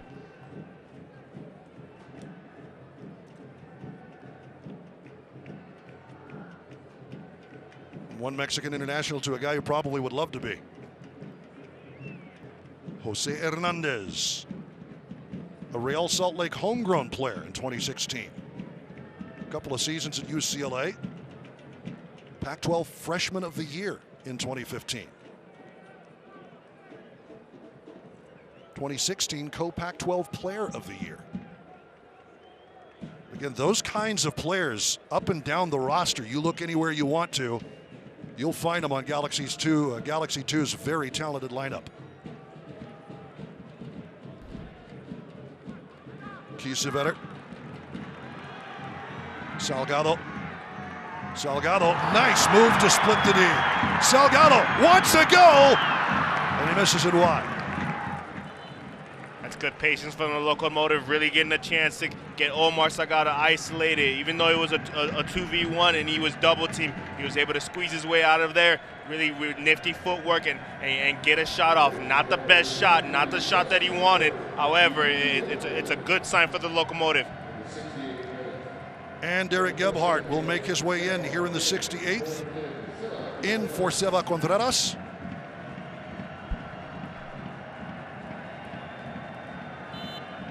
Gebhardt, native of Blue Hill, Maine.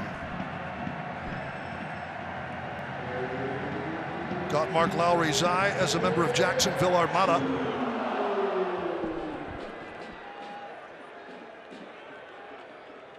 Vom Stieg just over the head of Justin Fittis and bounces straight to Chiro and Toka.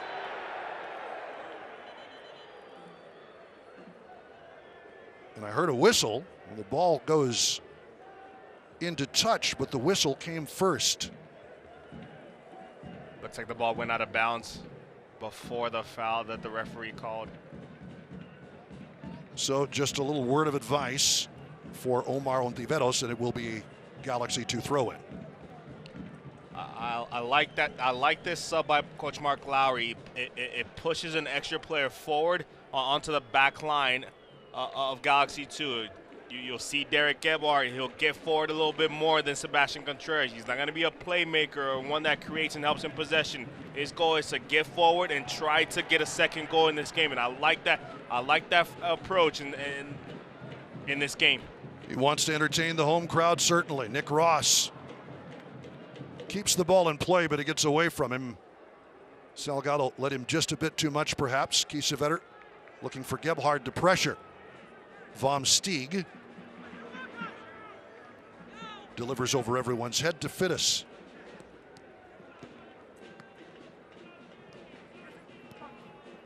Into the 70th minute. Locomotive FC with the lead and a man advantage and a foul drawn.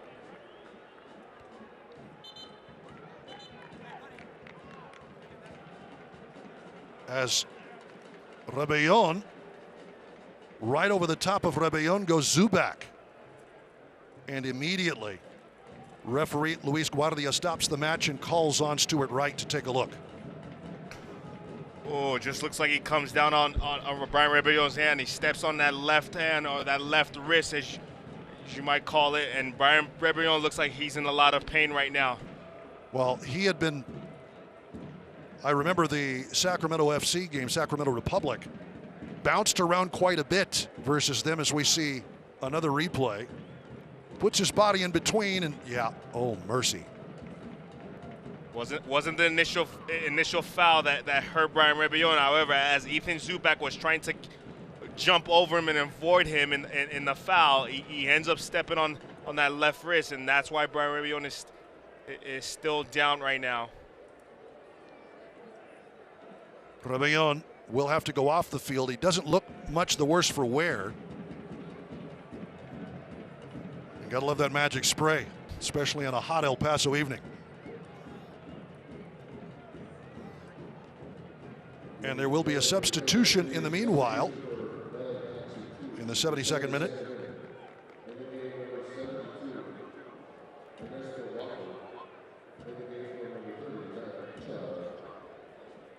Ernesto Walker coming in to replace Don Chilau.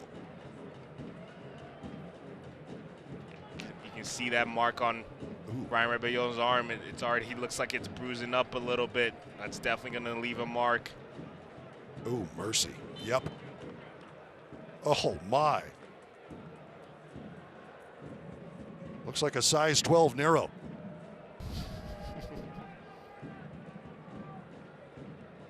Goodness gracious. Yeah, that is.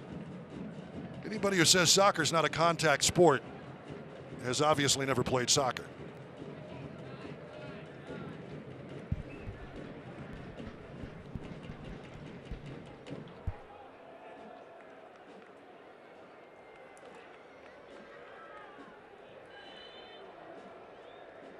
Foul before Ross was able to loft that one out to Gebhardt.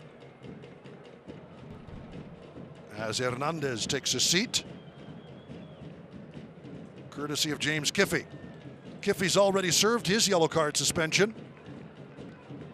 A fresh new start for the team captain, and he has words for Jose Hernandez. Quick restart. They're going to spray it wide on the left, and that is almost too much, but it was indeed too much for Jorge Hernandez in the corner. I believe the flag was up anyway. Game effort by Hernandez.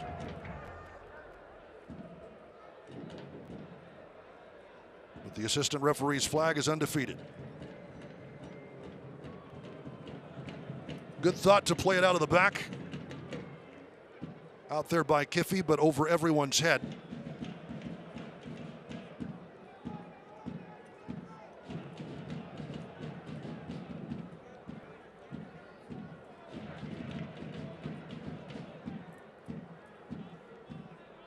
Good work by Hernandez. Gained some space for himself. He'll spray it wide. Finds Jose Hernandez. There's no relation there, right? I don't think so. No, Jorge Hernandez is from here. Jose Hernandez is from Mexico City. Trying to find Zubak, but Drew Becky, whose name we have not called in eons, it seems, had him well escorted in the area.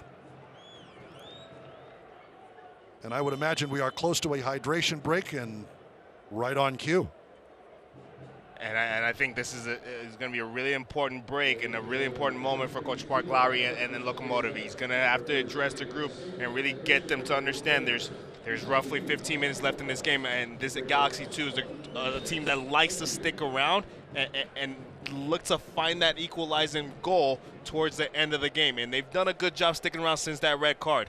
However, there's still plenty of time left in this game, and the Locomotive need that little bit of cushion, so a second goal will be really key right about now.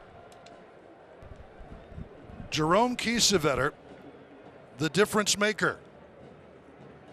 Late in the first half, takes this feed from James Kiffey, and one touch is all it takes for Kiesewetter in the 43rd, showing some moves on a warm El Paso evening. Don't forget, Kiesewetter nominated for Player of the Month from May for his 6 goals in 3 matches. Voting ends Monday at 10 in the morning. Winner's going to be announced on June 13th. Get that link at EP Locomotive FC's Twitter or at uslchampionship.com. And Mark Lowry gesticulating. Looks like we've got another sub as well before we restart play. Nick Dupuis will come on to replace Jose Hernandez, who has put in some yeoman's work tonight.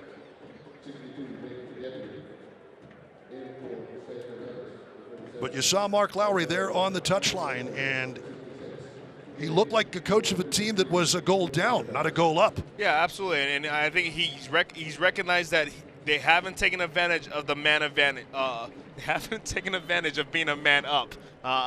They've been playing for the last 20 minutes with a man up, and they haven't been able to take advantage of it. And that's got to be disappointing for Coach Mark Lowry. Well, hydration breaks, giving coaches an opportunity that usually you don't get. This is life in summer soccer, and that is a chalk talk. You don't do that in any other sport. It's one of the reasons soccer is such a wonderful game. When you get scored on, what do you have? You can't take a timeout and reset yourself. Coach can't draw up a play. With hydration breaks, you kind of get that a little bit. Yeah, if you're the team with momentum, you absolutely hate it because it breaks up the game. However, if you're the team that's sort of on the receiving end of a lot of pressure, it allows you to sort of regroup and rework and get some instruction directly from your coach and be able to make those adjustments coming out of the hydration break. Well, Mark Lowry certainly trying to make the most of that time. Here is Kiffey. To Herrera. Kiesewetter playing it wide for Salgado. Draws that pressure. Back to Rebellon.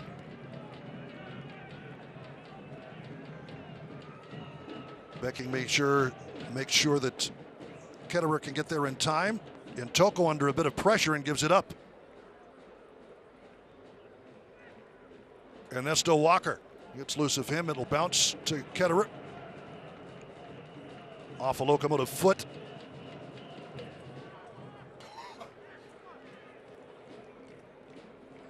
Salgado, Rebellon. Trying to make a move is Gebhard. But well seen by Ontiveros. And Gebhard right in front of Vom Stieg, who gets dumped. Galaxy 2. Ernesto Walker, 6'2", 175-pound midfielder from Panama City. And a collision in midfield. Kiesewetter tangling with Adrian Vera.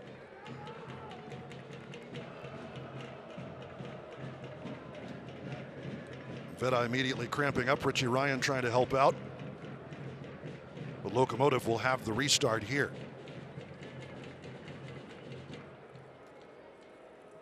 It is a warm evening, hydration break or no.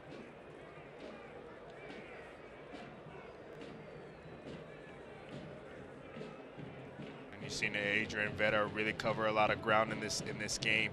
He's playing that hold-in mid position all by himself, so he's having us move side to side with very little help in that Galaxy 2 midfield, and that looks like it's taking a toll on his body.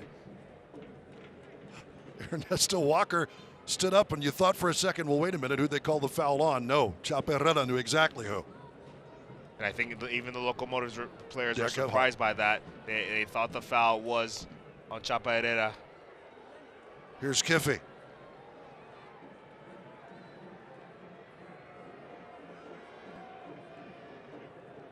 Nowhere to go for Kiffy, so he'll go backward. And Richie Ryan. Giro and Toko. Rebellon.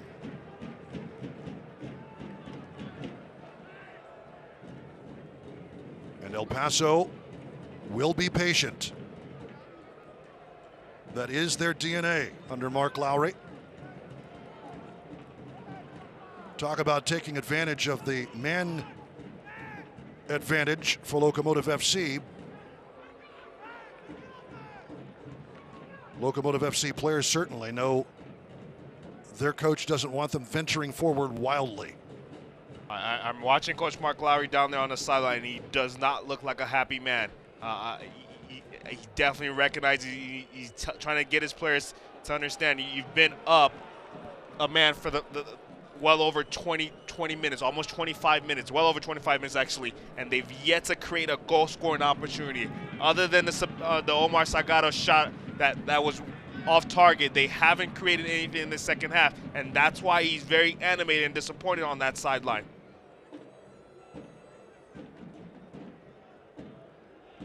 Ryan is played out by Kiffy. Here's Ross. Lots of open space for Salgado. There's the breakdown. Salgado turns it inside. He wants it. Rolls it. Vom Steeg with a stop. And it's lifted out. It's going to be a corner kick. Michael Gallagher, flailing with the leg, was able to get a piece. But that puts it over the end line. And Jerome Kiesewetter wants to take a quick corner. Played into Kiffy.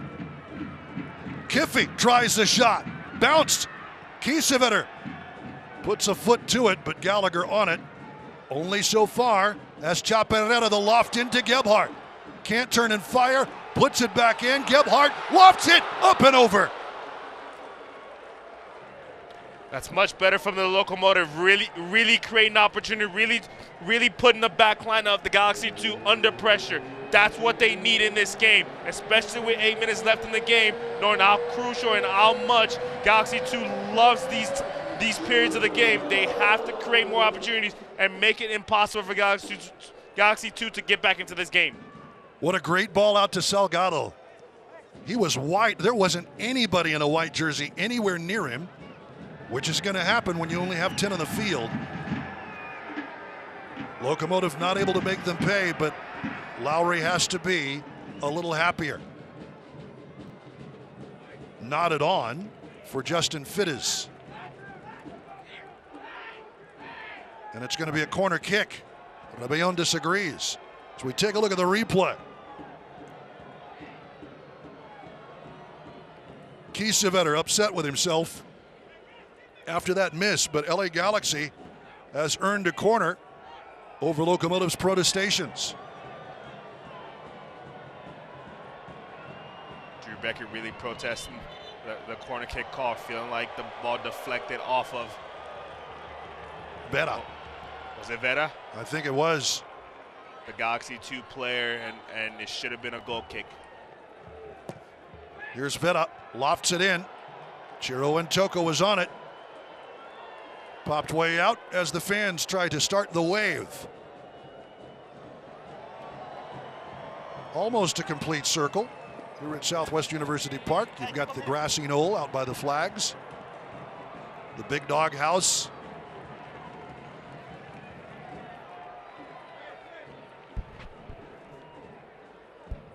Locomotive earning the throw-in.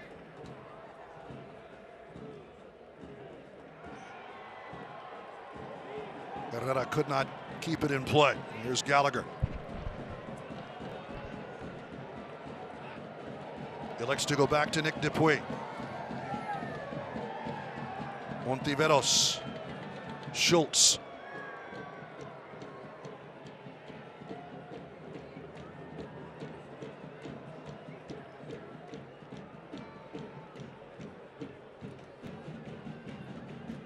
Is there one more goal in this game on a warm El Paso June evening for either side? How about that bit of defensive work by Kiffy, keeping Frank Lopez at bay. Ross back to Kiffy. A little open space for him to tee this one up. Looking for Gebhard, and Gebhard trying to turn on the Jets. It will roll into touch for Galaxy 2. Tune into ESPN 3 on June 18th at 8:30 p.m. for a special Tuesday edition of Wednesday Night Soccer. Phoenix Rising FC, Reno 1868 in Nevada for a meeting between two of the best in the West. The week's best match on Wednesday Night Soccer on a Tuesday. That's June 18th, 8:30 p.m. on ESPN 3.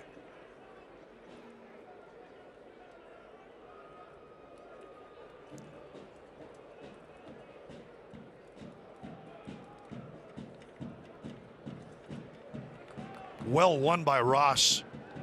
Able to keep it away from Ernesto Walker. Out of the bounce, Salgado thinks the better of pressing forward.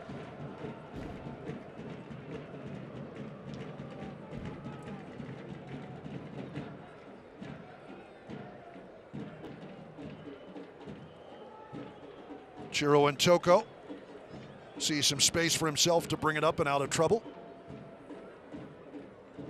Richie Ryan, nice ball to Chape Herrera. Herrera. Ross. Lots of room for Kiffy up that left wing. Ross sends it last minute. Kiffy nods the cross. Kiesewetter! Another brace!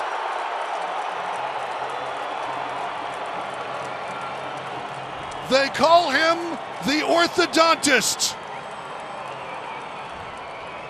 Fourth brace for Jerome Kiesewetter.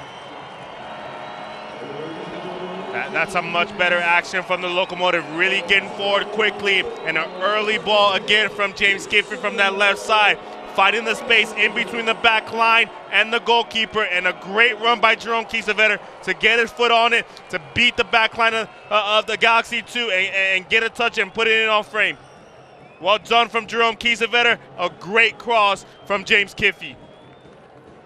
And in the 87th minute, Locomotive FC has its 2-0 lead. Jerome Kiesewetter with both goals for El Paso. And the hill becomes awfully steep to climb for Galaxy 2, down a man. They'll loft him into the box now. Out of the back, Gallagher looking up the way. Easily handled by Kiesewetter. Trying to find Frank Lopez.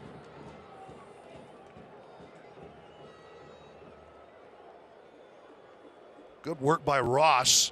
Locomotive FC on the break again. Here's Gebhard.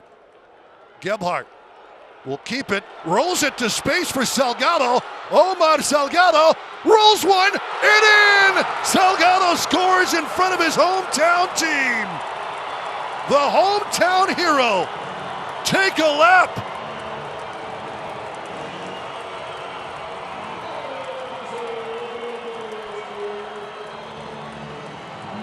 What a goal. What a goal. Great run by Derek Gebhard to get at that back line again and suck them into him, and it was wide open again was Omar Salgado. This time he's able to get it into his left foot and find the back post. That entire action has to be credited to Derek Gebhard. He does a great job to drive at the back line, really suck him into him and trying to stop him from getting to goal, and then being able to slip Omar Salgado in for an easy goal. Salgado yeoman's work all night long up that right wing side. He'll never be more open than this. Picks his spot. No need to hammer away. And Salgado with his second of the season, give that apple to Derek Gebhard. The man who scored the first goal in Locomotive FC history provides the helper here. 3-0 Locomotive FC trying their vault to vault their way up the standings in the USL Championship. Another opportunity. Gebhardt outdistancing his man, and that one stopped by Vom Steeg. I think he was wanting to put a little more loft on the ball as he let it fly, but Vom Steeg sweeps it away. We talked about the insertion of Derek Gebhardt into the second half, into the lineup for the Locomotive. We talked about his pace and how he puts so much pressure on defenders with his pace, and that's a look at what he's able to do. He created the Omar Salgado goal, and you see him again creating problems from the Galaxy 2 backline by driving at them and using that pace to create problems for them. And how is it that Mark Lowry gets that exactly right? Gebhardt has not played a whole lot, as here's Galaxy 2 trying to drive. Ketterer covers as Drew Becky snuffs it out off the foot of Frank Lopez. But Mark Lowry brings in Derek Gebhardt, replaces Seba Contreras, your midfield number 10, your playmaker. And that is exactly right. We will have 5 minutes of stoppage time here at Southwest University Park. Lopez gets his foot in front of that. Foul on Locomotive and James Kiffey. And the sub, Omar Salgado, takes a victory lap in front of the home crowd again. Coming off in the 90th minute, to the applause of the fans, and in comes Edson Partida. Young man on loan from Toluca. But a curtain call for El Paso's number 9, Omar Salgado. It's great to see the fan appreciate how much and what he did during this game. Obviously, the goal is really important, but the threat that he was early in that first half and also in the second half, it's great to see the fans appreciate it. I'm sure the majority of them appreciate the goal. However, he was definitely a key player in this performance from the Locomotive. And here is Partida. He'll take it and earn a throw-in. Nope. Throw-in for Galaxy.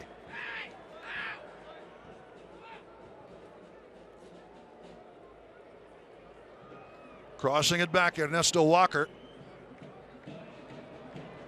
Great tackle.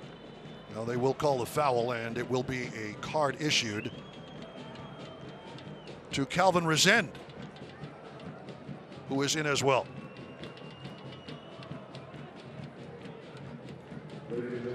Resende with 2 goals, including a big one. The match winner in Tacoma, assisted by Salgado. And there's a young man who's been a lot like Chape Herrera, working his way into the lineup more and more. So 5 minutes of stoppage time. We'll be dealing with this for a bit. But 3-0 to the hosts. Second straight match, Locomotive FC has put 3 on the board. And it's great to see them extend that run of form to 8 goals, 8 games undefeated. That's moving them up the table in points, but also it's giving the group and the team a lot of confidence. They'll try the short chip, looking for Lopez, and wasn't anywhere near Frank Lopez. Ketterer will let that roll over the end line. Lopez was wide open. If they'd been able to get that to him, he certainly would be a danger man. Lopez with 2 headed goals in the season. Logan Ketterer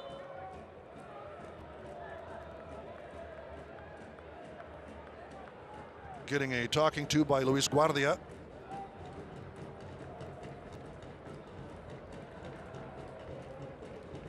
Guardia telling him to play on before he has to go to the front pocket for a yellow. Ketterer wants that 6th clean sheet. Oh, it bounces nicely for Kiesewetter, who gets taken down and draws the free kick.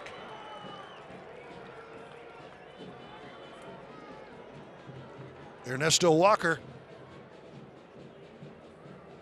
getting tangled up Richie Ryan there.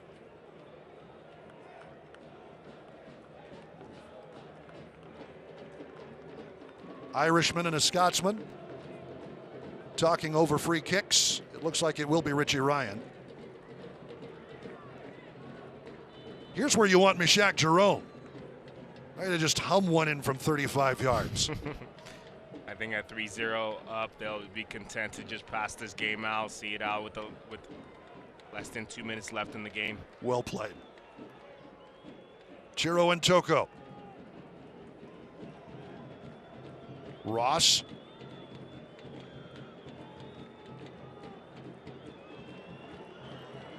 Rolled in. Calvin Resend trying to outdistance. It'll bounce for Gebhardt.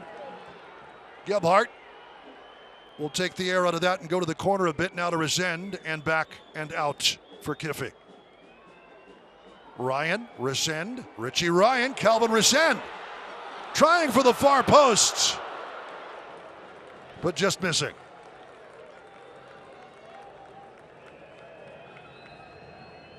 Well, I asked earlier if this game had another goal in it. At the time, it didn't look like either side had it in them.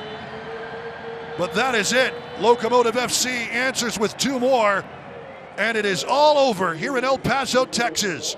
El Paso Locomotive FC with their 6th win, 23 points, moving up the Western Division as Mark Lowry able to finally have his team take advantage of being a man up. They score 2 more and a 3-0 win over Reeling Galaxy 2.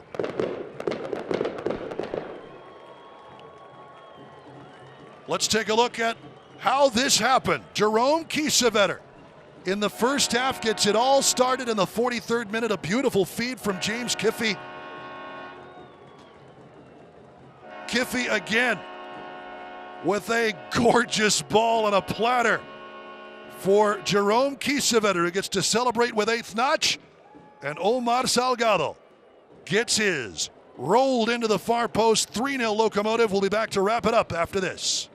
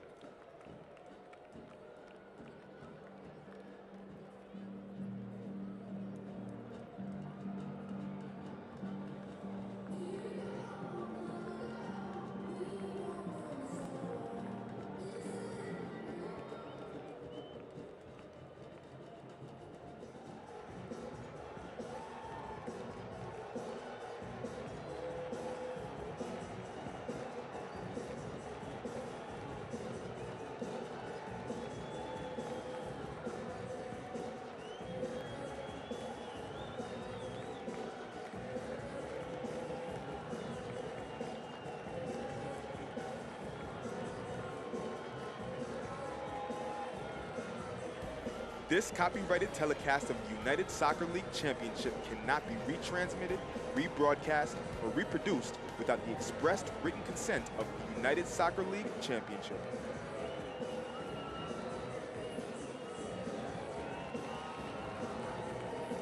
Park, Locomotive FC being cheered on by the home crowd. 3-0 winners over Galaxy 2. Duke Keith and Michael Balogun with you.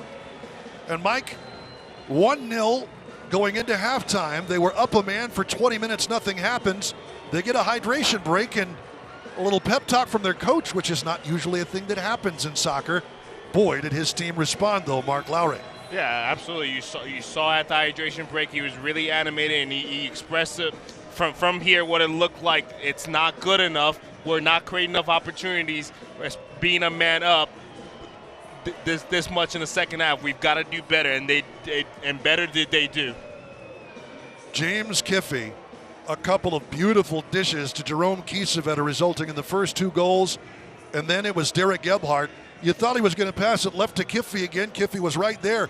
He decides to dart right because he sees Omar Salgado in acres of space all by himself. Salgado's not going to miss with that kind of opportunity in space. Yeah, absolutely. And I thought the play of Omar Salgado on the right side in this game was really important. They were able to isolate him 1v1s, and he was able to get at the back line in the first half. And in the second half, you see him get rewarded with a great ball from Derek Gebhardt and able to finish it for his first goal here at home at Southwest University Park. Brian Rebellon applauding tenderly. I'm sure he'll have a nice mark to show his wife, to show that soccer's a contact sport.